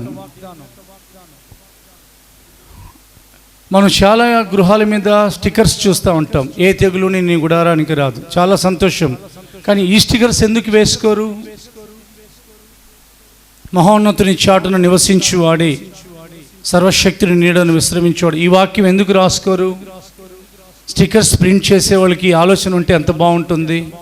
ఏ తెగులు నీకు ఎప్పుడు రాదు, ఏ తెగులుని నీ గుడారం సమీపించదు, ఏ అపాయం రాదు అని సంతోషిస్తున్న వాళ్ళు ఎక్కడ నివాసం చేయాలని ఎందుకు ఆలోచించట్లేదు?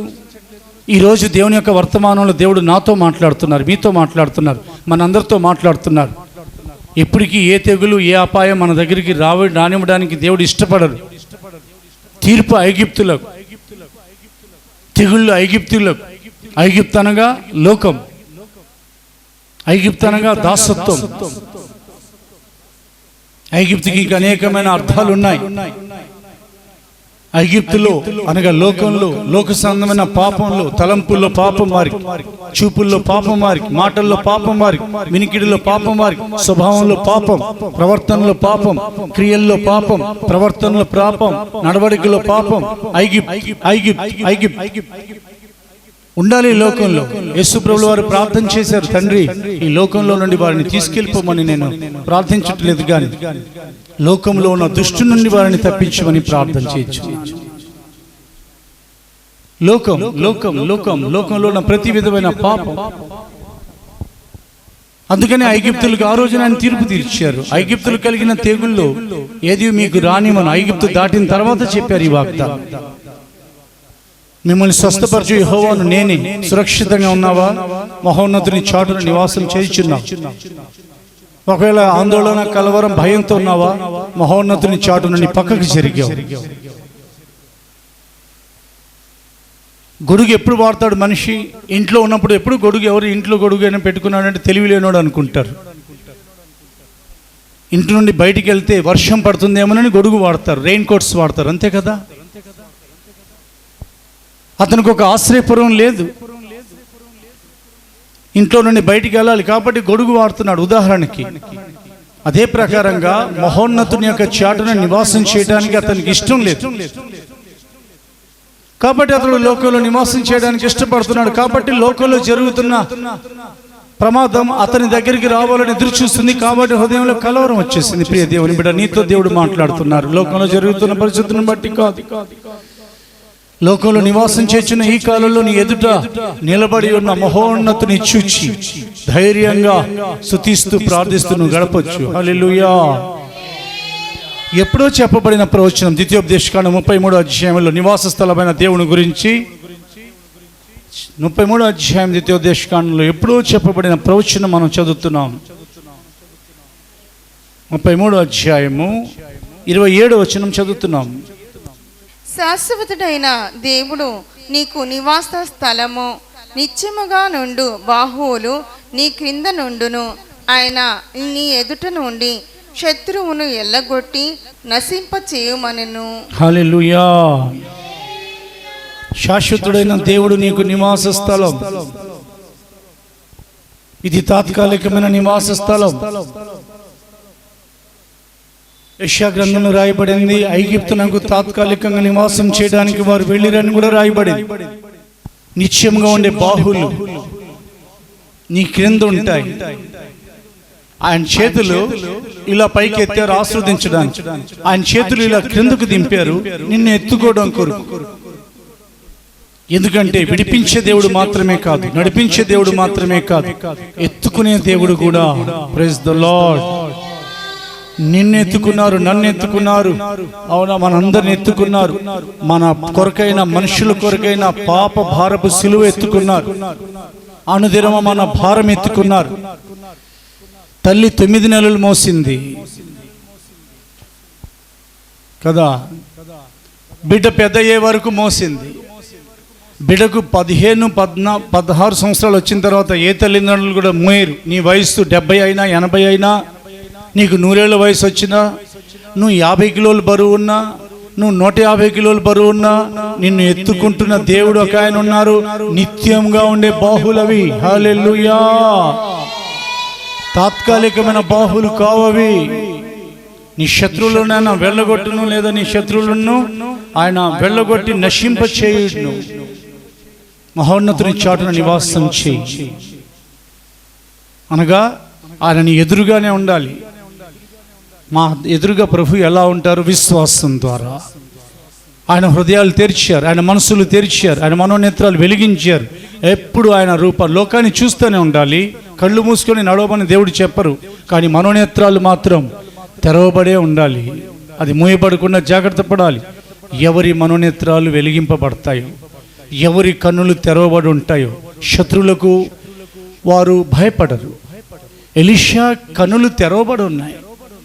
ఎలీషాతో పాటు ఉన్న పనివాని కన్నులు మూయబడి ఉన్నాయి. కాబట్టి అతని చుట్టూ ఉన్న శత్రువులను చూసి అతడు భయపడి దయజనుడా అయిపోయాం మనం అన్నట్టుగా చెప్పాడు. అయిపోయామని అనలేదు, అయిపోయాం మనం అన్నట్టుగా చెప్పాడు. ఎలీషా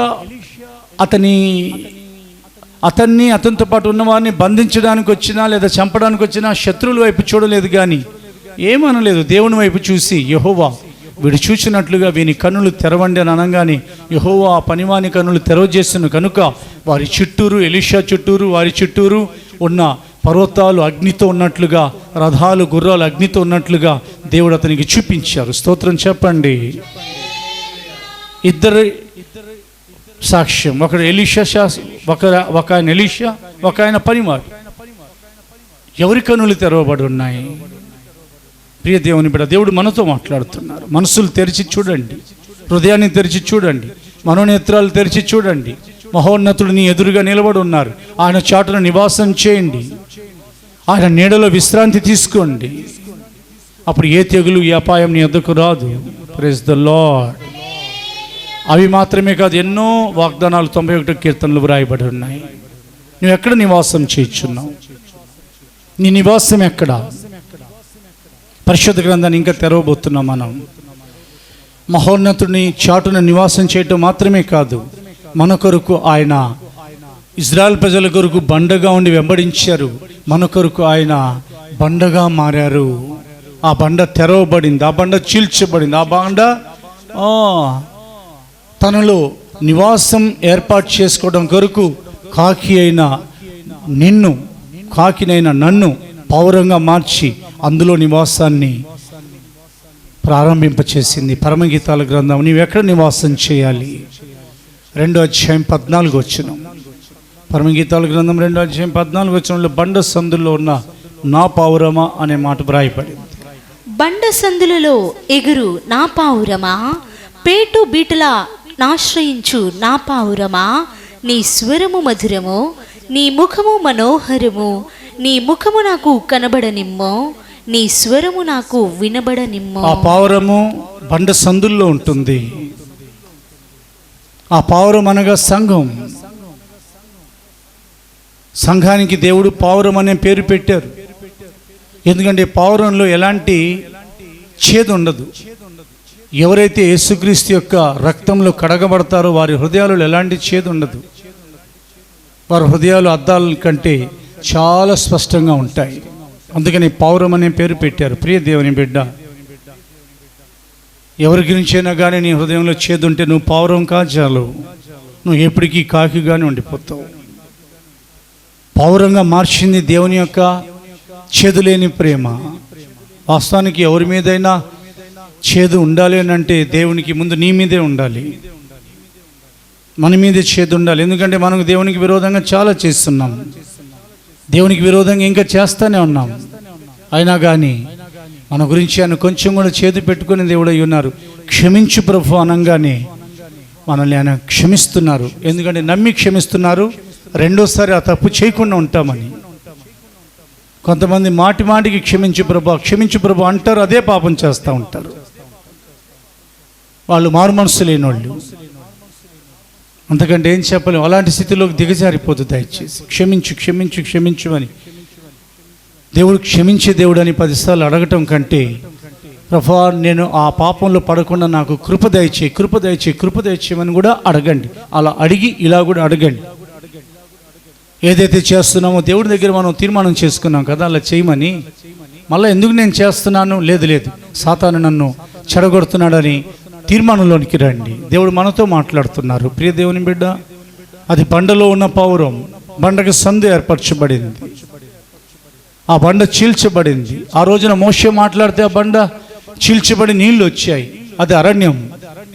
2000 సంవత్సరాల క్రితం దేవుని కుమారుడైన యేసుక్రీస్తు కృపా సత్య సంపన్నుడై ఈ లోకానికి వచ్చి ఆయన మనుషుల కొరకు చీల్చబడ్డారు. యేసు నీ కొరకు మరణించారు, యేసు నా కొరకు మరణించారు, యేసు మనుషులందరి కొరకు మరణించారు. యేసు తప్ప మనుషుల కొరకు ప్రాణం పెట్టిన వారు భూమి మీద ఒక్కరూ లేరు, ఎప్పటికీ ఉండరు. హల్లెలూయా. ఒకవేళ వారు ప్రాణత్యాగం చేసినా, వారి యొక్క రక్తం చిందింపబడినా, ఆ రక్తం వలన మనుషులకు పాప క్షమాపణ కలిగే అవకాశం లేదు. వేరే యేసు పాపం లేనివారు, యేసు పాపం ఎరుగనివారు, యేసు పాపం చేయనివారు కనుక ఆయన యొక్క అమూల్యమైన రక్తం వలన జీవితాలు మార్చబడ్డాయి. ముందుగా ఆయన యొక్క రక్తం గెత్సెమనెలో అలాగ బిందువుల వలె కారింది. ఆ తర్వాత ఆయన యొక్క రక్తం ముళ్ళు కిరీటం వలన, ఆ తర్వాత కొరడా దెబ్బల వలన, అలాగ ఆ తర్వాత మేకుల దెబ్బల వలన, సిలువ మోపటం వలన, ఈటతో ప్రక్కన పడటం వలన యేసుక్రీస్తు శరీరం నిండా ఎన్నో రంధ్రాలు, ఎన్నో బెజ్జాలు, ఎన్నో గాయాలు, పంచగాయాలని మనం పాడుకుంటున్నాం, కాదనట్లేదు. కానీ కొరడా దెబ్బలకు తగిలిన గాయాల సంగతి ఏమిటి? ముళ్ళ కిరీటంలో ఉన్న ముళ్ళు, బలమైన ముళ్ళు లోతైగా ఆయన శరీరం తలలో గుచ్చబడినప్పుడు ఎన్ని బెజ్జాలు పడ్డాయో, ముఖం మీద అలా రక్తం కారిపోయింది. అవన్నీ కూడా బెజ్జాలే కదా, సందులేగా. అందుకనే బండ సందుల్లో అని వ్రాయి. ప్రవక్తల లేఖనాలు రాయబడిన బద్దలైన సందులలో నిలిచివాడు ఒక్కడైనా ఉన్న ఎడల ప్రాకారాల్ని దిట్టపరచుటకు నేను దేశాన్ని పాడు చేయను. కానీ ఒక్కడు కూడా లేడు. ఆ బండ చీల్చబడింది. ఆ బండ సందులో ఉన్న సంసోనికి క్షేమం కలిగింది. ఆ బండ చీల్చబడగా అందులో నుంచి ప్రవహించిన ఆ జలము, అది జీవజలం. అది ఇంచుమించుగా నీళ్ళే అనుకోండి. అది త్రాగిన వారికి దప్పిక తీరింది. సమర స్త్రీ తాగని ఆ సుకారని బావి నీళ్లు ఆమె ఎన్నోసార్లు తాగింది, కానీ ఆ రోజు మాత్రం కడవ నీళ్లతో ముంచలేదు. ఆ కడవ అక్కడే వదిలిపెట్టేసింది. కానీ అక్కడ ప్రత్యక్షమైన జీవజలపు నిధి అయిన యేసుక్రీస్తు యొక్క పరిశుద్ధమైన రక్తం, ఆయన యొక్క ప్రాణత్యాగం, ఆ జీవపు బోటులో ఆమె తాగి ఆమె వెంటనే రక్షణ పొందింది. త్రాగ్యం కదా మనం. అందుకే ఆమెకు ఎప్పుడు దప్పిక ఏర్పడాలి. సమరయ గ్రామం అంతా ఆ జీవజలపు ఊట ప్రవహింపబడింది. హల్లెలూయా. సంసోను ఆ బండలో ఉన్నాడు కాబట్టి అతనికి ఒక ప్రత్యేకత కలిగింది. న్యాయాధిపతులు 15:8 మనం చదివినట్లయితే, ఈరోజు ఆయన యొక్క న్యాయాధిపతుల గ్రంథం 15వ అధ్యాయం ఇంచుమించుగా 8వ వచనంలో ఉంటుంది ఆ మాట. సంసోను అక్కడ నివాసం చేయటం వలన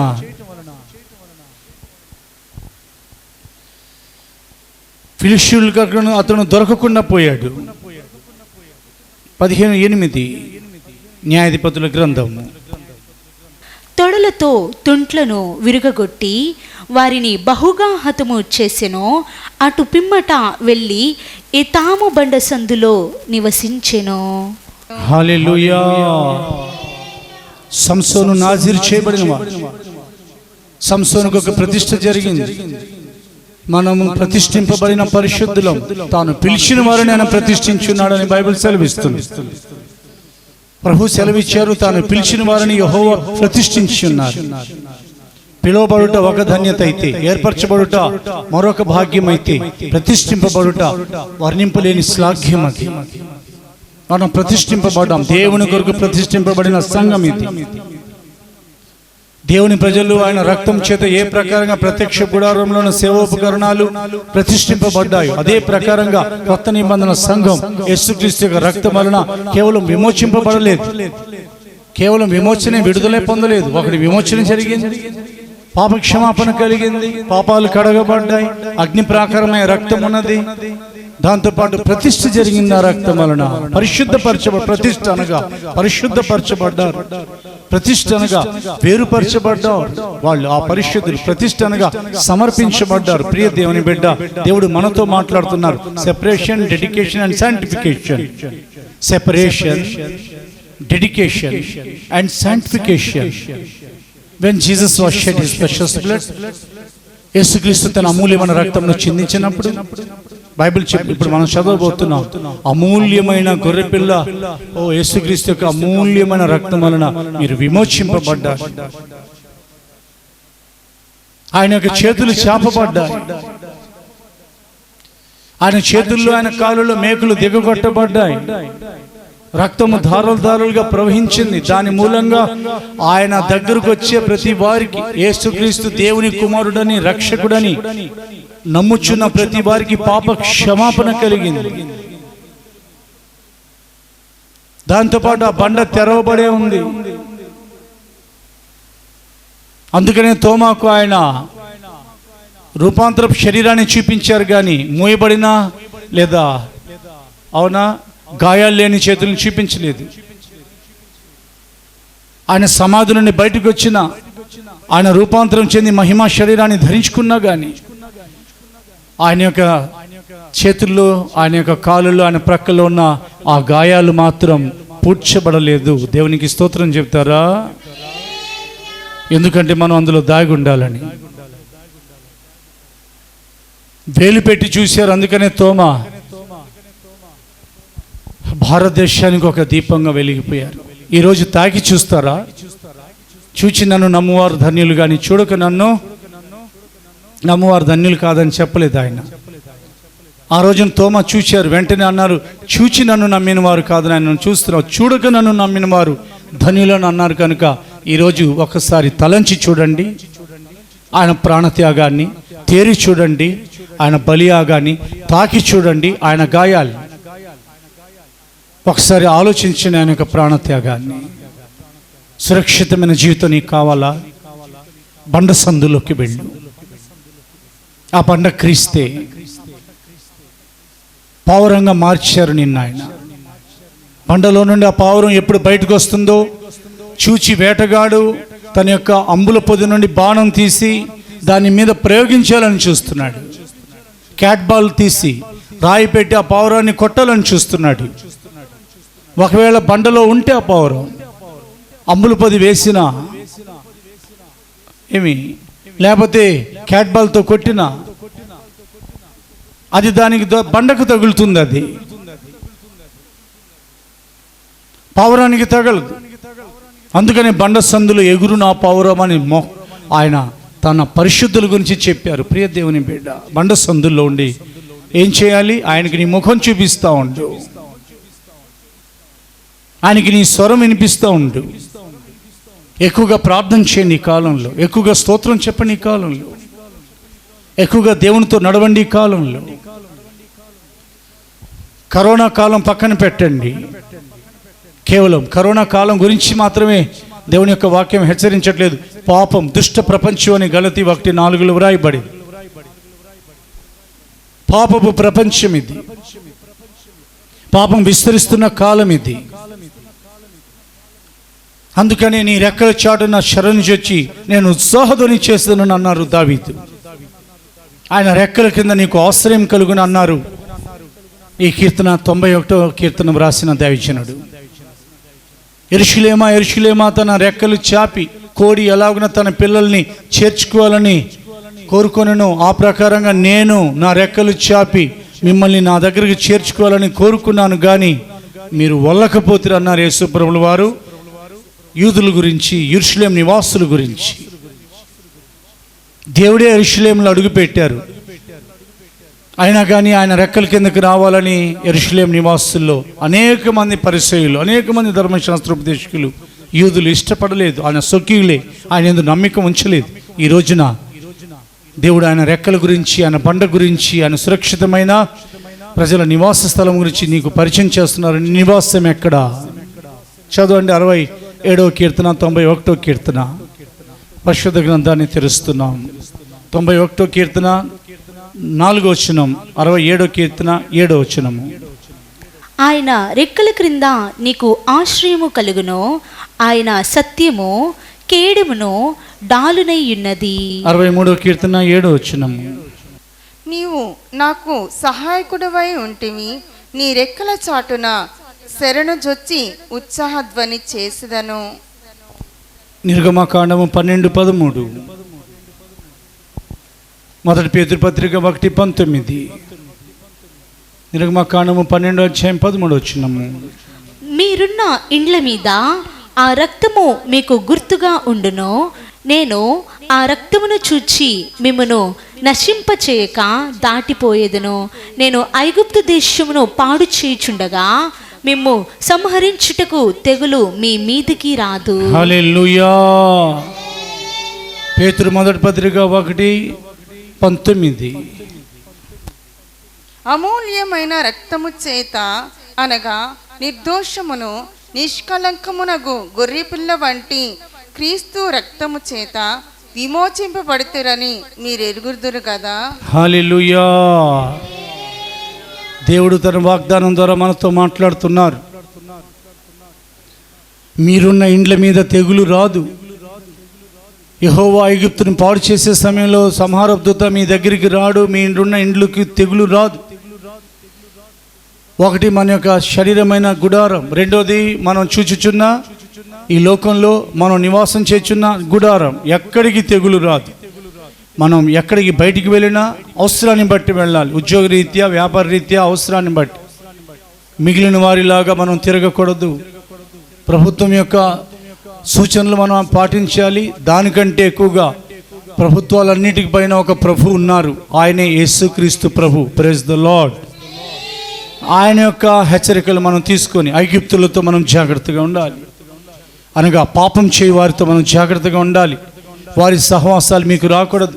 వారితో కలిసి పనిచేస్తున్నా, వారితో కలిసి నివాసం చేయుచున్నా, వారితో కలిసి ప్రయాణం చేయాల్సి వచ్చినా వారి పద్ధతులు, వారి అలవాట్లు, వారి హావభావాలు, వారి యొక్క మేనరిజం, వారి యొక్క పద్ధతులు, వారి ప్రవర్తన, వారి స్వభావం, వారి క్రియలు మీరు అనుసరించొద్దు. మేనరిజమ్స్ రాకూడదు. వాళ్ళ మేనరిజమ్స్ మీకు రాకూడదు. వారు వాళ్ళే, మనం మనమే. హల్లెలూయా.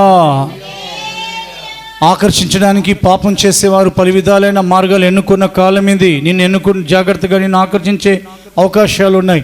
దానిని బట్టి నువ్వు వెళ్ళొద్దు. ఒక రోజున నువ్వు ప్రమాదంలో పడే అవకాశం ఉంది. ప్రియ దేవుని బిడ్డ, నువ్వు ఎక్కడ నివాసం చేయుచున్నావు?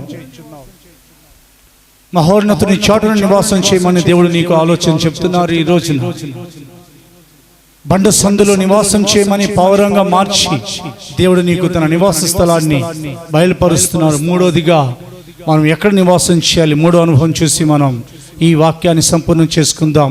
యెహోవా నామము బలమైన ఆశ్రయదుర్గము, నీతిమంతుడు అందులోనికి పరుగెత్తుకుండిపోయి సురక్షితంగా నివాసం చేస్తారు. దేవునికి స్తోత్రం కలుగునుగాక. సామెతల గ్రంథం తెరుస్తున్నాం. పరిశుద్ధ గ్రంథాన్ని తెరిచి 18వ అధ్యాయం 10వ వచనం చదువుదాం. సామెతల గ్రంథం 18వ అధ్యాయం 10వ వచనం.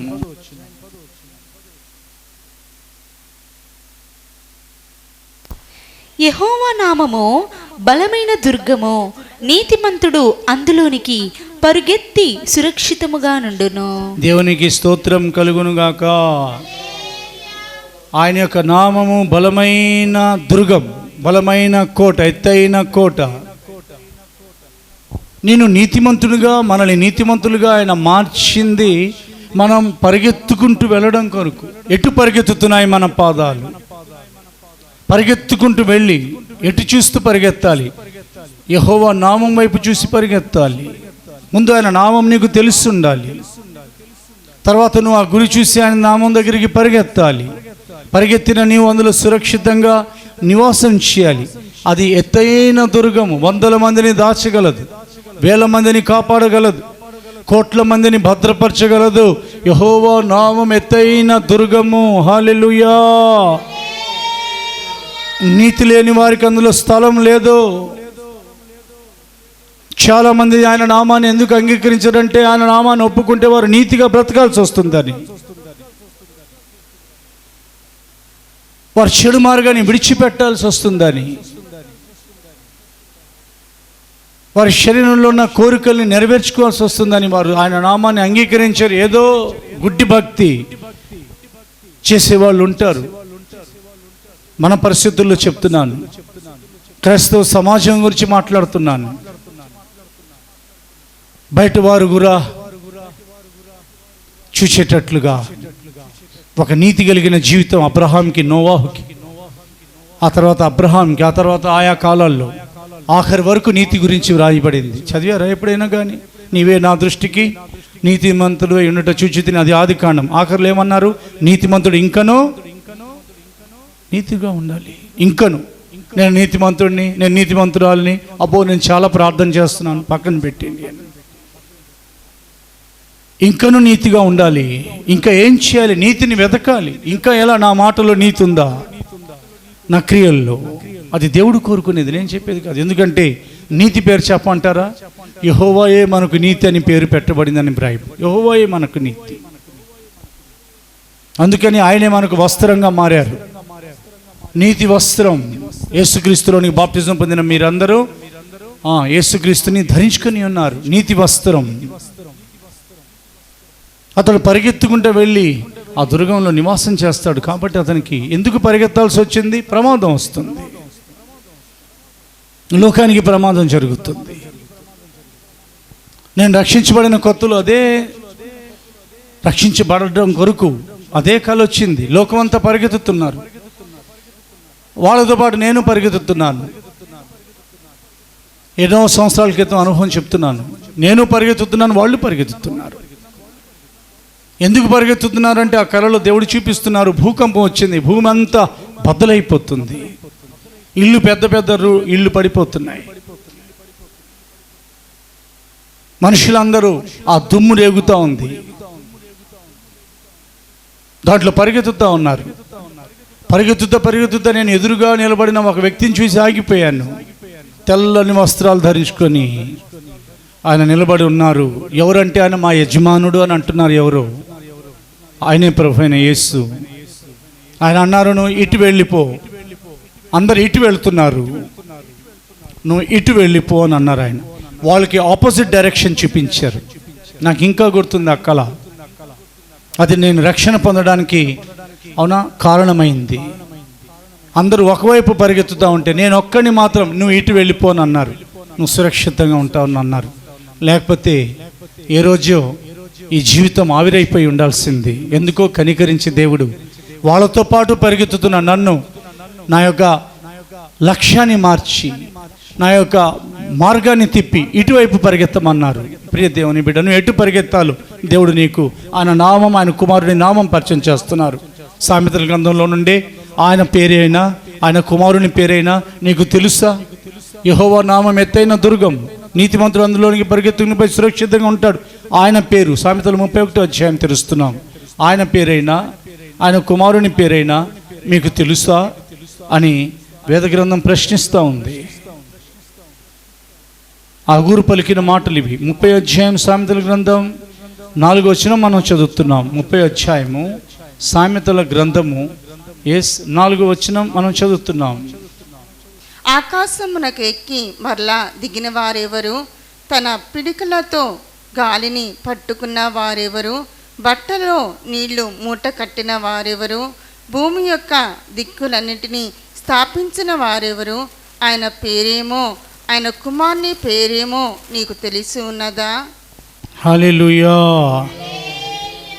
ఆయన పేరేమో, ఆయన కుమారుని పేరేమో నీకు తెలిసి ఉన్నదా? ఇద్దరు పేర్లు వ్రాయబడ్డాయి అక్కడ. ఆయన పేరేమిటి? ఆమోస్ గ్రంథంలో చూద్దాం. ఆయన కుమారుని పేరేమిటి? నిర్గమకాండంలో చూద్దాం, యెషయా గ్రంథంలో చూద్దాం, మత్తయి సువార్తలో చూద్దాం. ఆ పేరులో నీవు దాగి ఉండాలి. నీ నోట ఆ పేర్లు ఉచ్చరింపబడుతున్న కాలం ఇది, ఉచ్చరింపబడాల్సిన కాలం ఇది. ఆయన పేరేమో, ఆయన కుమారుని పేరేమో నీకు తెలుసా? చదవండి పరిశుద్ధ గ్రంథం తెలుసా? ఆమోస్ ప్రవక్త గ్రంథం, ప్రవక్త అయిన ఆమోస్ గ్రంథం 4వ అధ్యాయం 13వ వచనం. What is the name of our father? తండ్రి అయిన దేవుని యొక్క పేరేమిటి? పర్వతములను నిరూపించు వారును, గాలిని పుట్టించు వారును ఆయనే. ఉదయమున చీకటి కమ్ముజేయు వారును, మనుష్యుల యోచనలు వారికి తెలియజేయువారును ఆయనే. భూమి యొక్క ఉన్నత స్థలము మీద సంచరించు దేవుడును, సైన్యములకు అధిపతియునగు యెహోవా అని ఆయనకు పేరు. రెండు చేతులెత్తి స్తోత్రం చెప్పండి.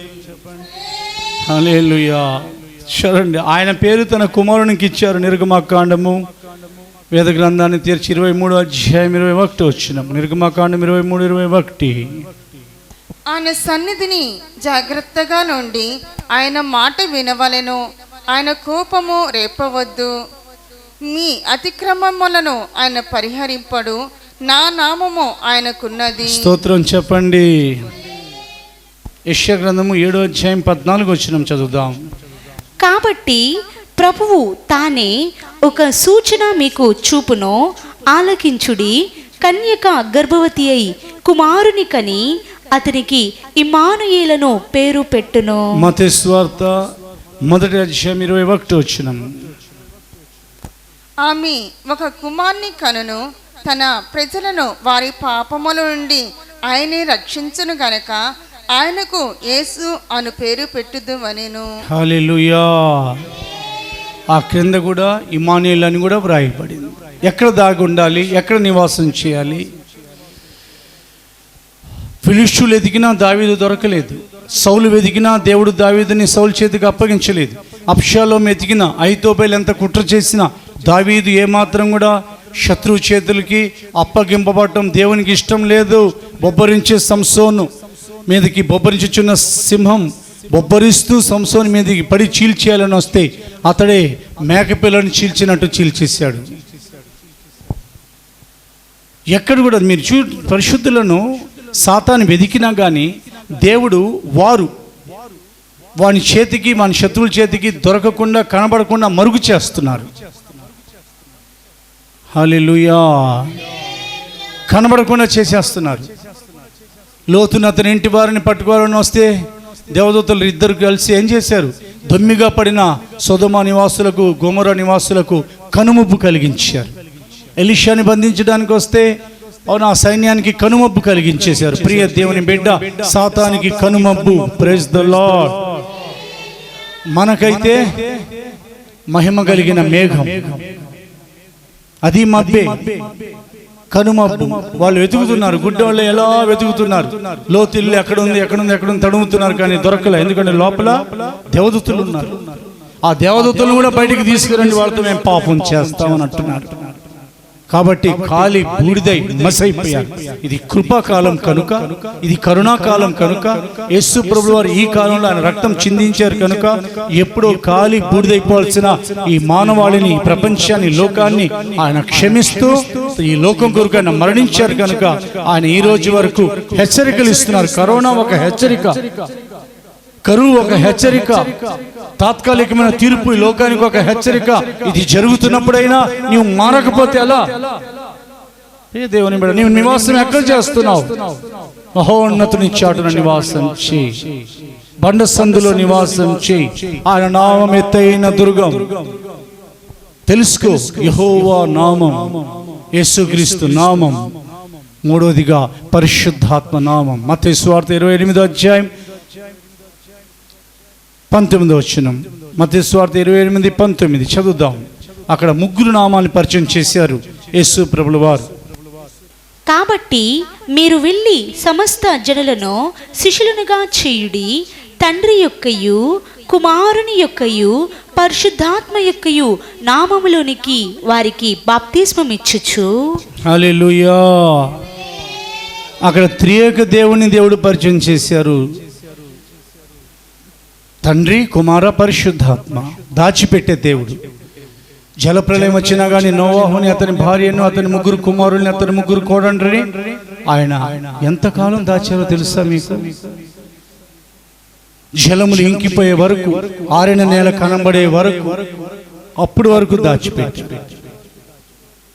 కరోనా కాలం తీరే వరకు దేవుడు ఆయన కుమారుడైన యేసుక్రీస్తు అనే బండలోను, ఆయన చాటున మనల్ని ఆయన రెక్కల నీడలో కాపాడుతూనే ఉంటారు. హల్లెలూయా. కానీ మనం ఎక్కడ నివాసం చేయాలి?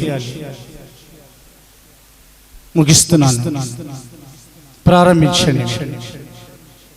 నివాసం చేయని వాళ్ళు ప్రారంభించారు. ప్రభు నందు ఈ మెసేజ్ ముగిస్తున్నాను, మీరు ప్రారంభించండి. మనం ఎక్కడ నివాసం చేయాలి?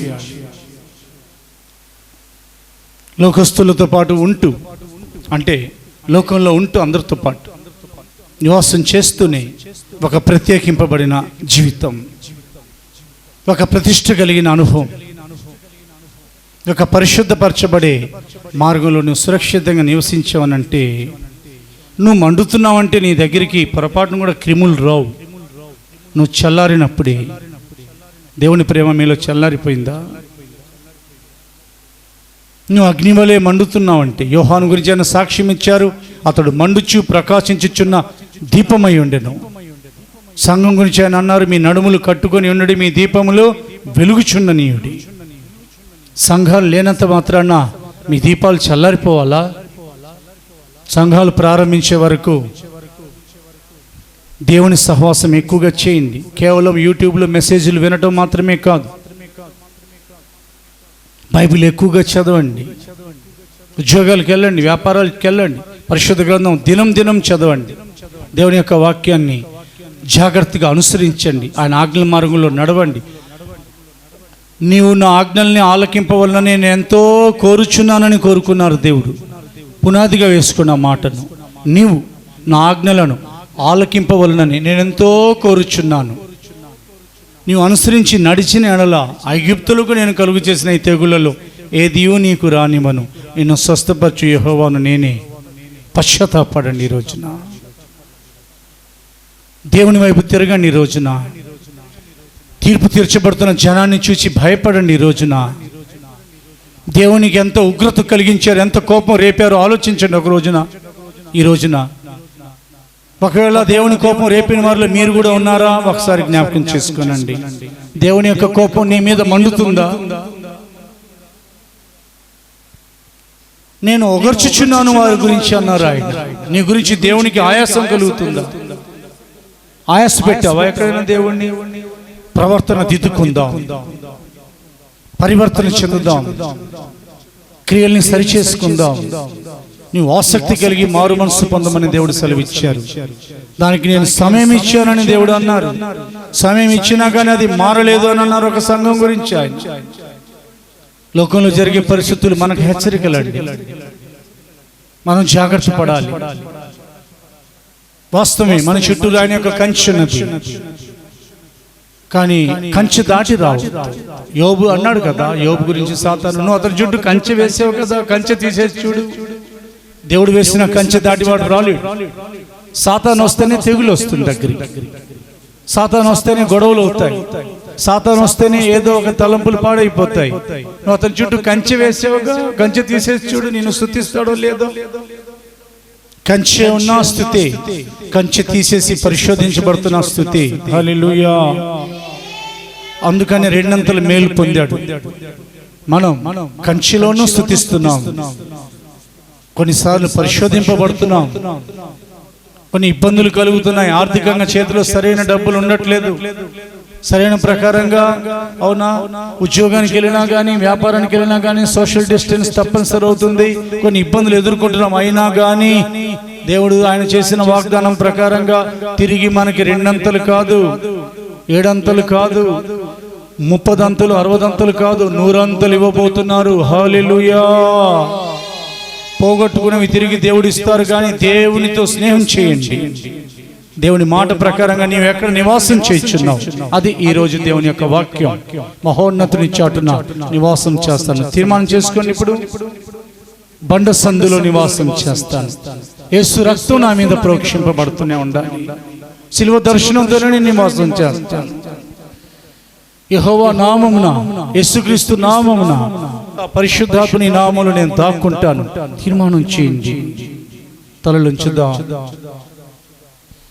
దేవుడు మన వినికిడిలో తన మాటలను ఆశీర్వదించి ఆయన రాకడ కొరకు, ఆయన రాజ్యం కొరకు మనందరినీ సిద్ధపరిచి ఆయన ఎదుట మనల్ని ప్రత్యక్షపరచుదురుగాక. ఆయన రాకడ వరకు మహోన్నతుని చాటున మనం నివసించే కృప ప్రభు మనకు దయచేదురుగాక. మన కొరకు చీల్చబడిన బండైన యేసుక్రీస్తులో మన నివాసాన్ని దేవుడు స్థిరపరచుదురుగాక. ఎత్తైన నామమైన మన దేవుని యందు మనం దాగి ఉండే భాగ్యం దేవుడు మనకు దయచేదురుగాక. ప్రార్థన చేసుకుందాం, కళ్ళు మూసుకుందాం, తలలుంచుదాం, ప్రార్థన చేసుకుందాం. మహోన్నతుడైన తండ్రి, మీకు స్తోత్రాలు రాజా. ప్రభా, మీరు మాతో ఉన్నారు తండ్రి. మా విరోధైన సాతాను గర్జించు సింహం వలె వచ్చిన తండ్రి, వాని ఆలోచనలనే చెడగొట్టి ప్రభా, మేమందరము బండసందులో నిలిచిన అయా ప్రార్థన చేయటం వలన మేమందరము నా తండ్రి ప్రభురాజమే మీకు ఇష్టమై ఉన్నాం తండ్రి. మీకు స్తోత్రాలు రాజా. అగ్ని ప్రాకారముగా మా మధ్యన ఉన్న దేవా, మీకు స్తోత్రములు. మహోన్నతుని చాటున నివసించుచున్న తండ్రి, మీకు స్తోత్రాలు రాజా. ఈ లోకమనే ఐగుప్తు నుంచి తండ్రి ప్రతి వారిని విడిపించము తండ్రి. మీకు స్తోత్రాలు రాజా. పండ సందులో నిలిచిన పావురము నా తండ్రి, మేమందరము ఉన్నాం తండ్రి. మీకు స్తోత్రాలు రాజా. అయా బండ సందులో నా తండ్రి ప్రభు, అయా నిలిచే పావురంగా ఉన్నాము తండ్రి. మీకు స్తోత్రాలు రాజా. మా హృదయాలు నా తండ్రి ఎటువంటి పాపము లేకుండా తండ్రి నిష్కలంకంగానూ నా తండ్రి ఉన్నాము తండ్రి. మీకు స్తోత్రాలు రాజా. నీతిమంతుల ప్రతి ఒక్కరిని మార్చమని అడుగుకొనొచ్చు నా తండ్రి. ఎంతమందైతే నీతిమంతులుగా లేరు నా తండ్రి, వారందరినీ నా తండ్రి ప్రభు మీరు నీతిమంతులుగా మార్చి తండ్రి బలమైన దుర్గములోనికి ప్రవేశింప చేయగలరు తండ్రి. మీకు స్తోత్రాలు రాజా. మేమందరము నా తండ్రి ప్రభు అయా పిలువబడిన వారము, ఏర్పరచబడిన వారము నా తండ్రి, సమర్పించబడిన వారము తండ్రి. మీకు స్తోత్రాలు రాజా. మేమందరము నా తండ్రి ప్రభు మీ మహిమల రాకులో రహస్య రాకుల తండ్రి మీతో ఉండేటట్లుగా మీరు కృపదయించమని నజరేయుడైన యేసుక్రీస్తు వారి అతి పరిశుద్ధ నామమున అడిగి ప్రార్థిస్తున్నాం తండ్రి. ఆమేన్, ఆమేన్, ఆమేన్. కళ్ళు మూసుకుందాం, తలలుంచుదాం, ఆశీర్వాదాన్ని కూడా తీసుకుందాం. మన ప్రభువైన యేసుక్రీస్తు కృపయు, తండ్రి అయిన దేవుని ప్రేమయు, పరిశుద్ధాత్మ సహవాసమును ఆయన రాకడ వరకు సదాకాలం మనందరికీ తోడయుడునుగాక. హల్లెలూయా. ప్రభునందు ఈ దేవుని యొక్క వాక్యం ఇంతటితో సంపూర్ణమైపోయింది. మీ అందరికీ ప్రభు పేరిట ఆశీర్వాదాన్ని, శుభాన్ని ప్రకటిస్తున్నాను. May God bless you. ప్రభు మీ అందరినీ ఆశీర్వదించి కాపాడుదురుగాక. ఆమేన్.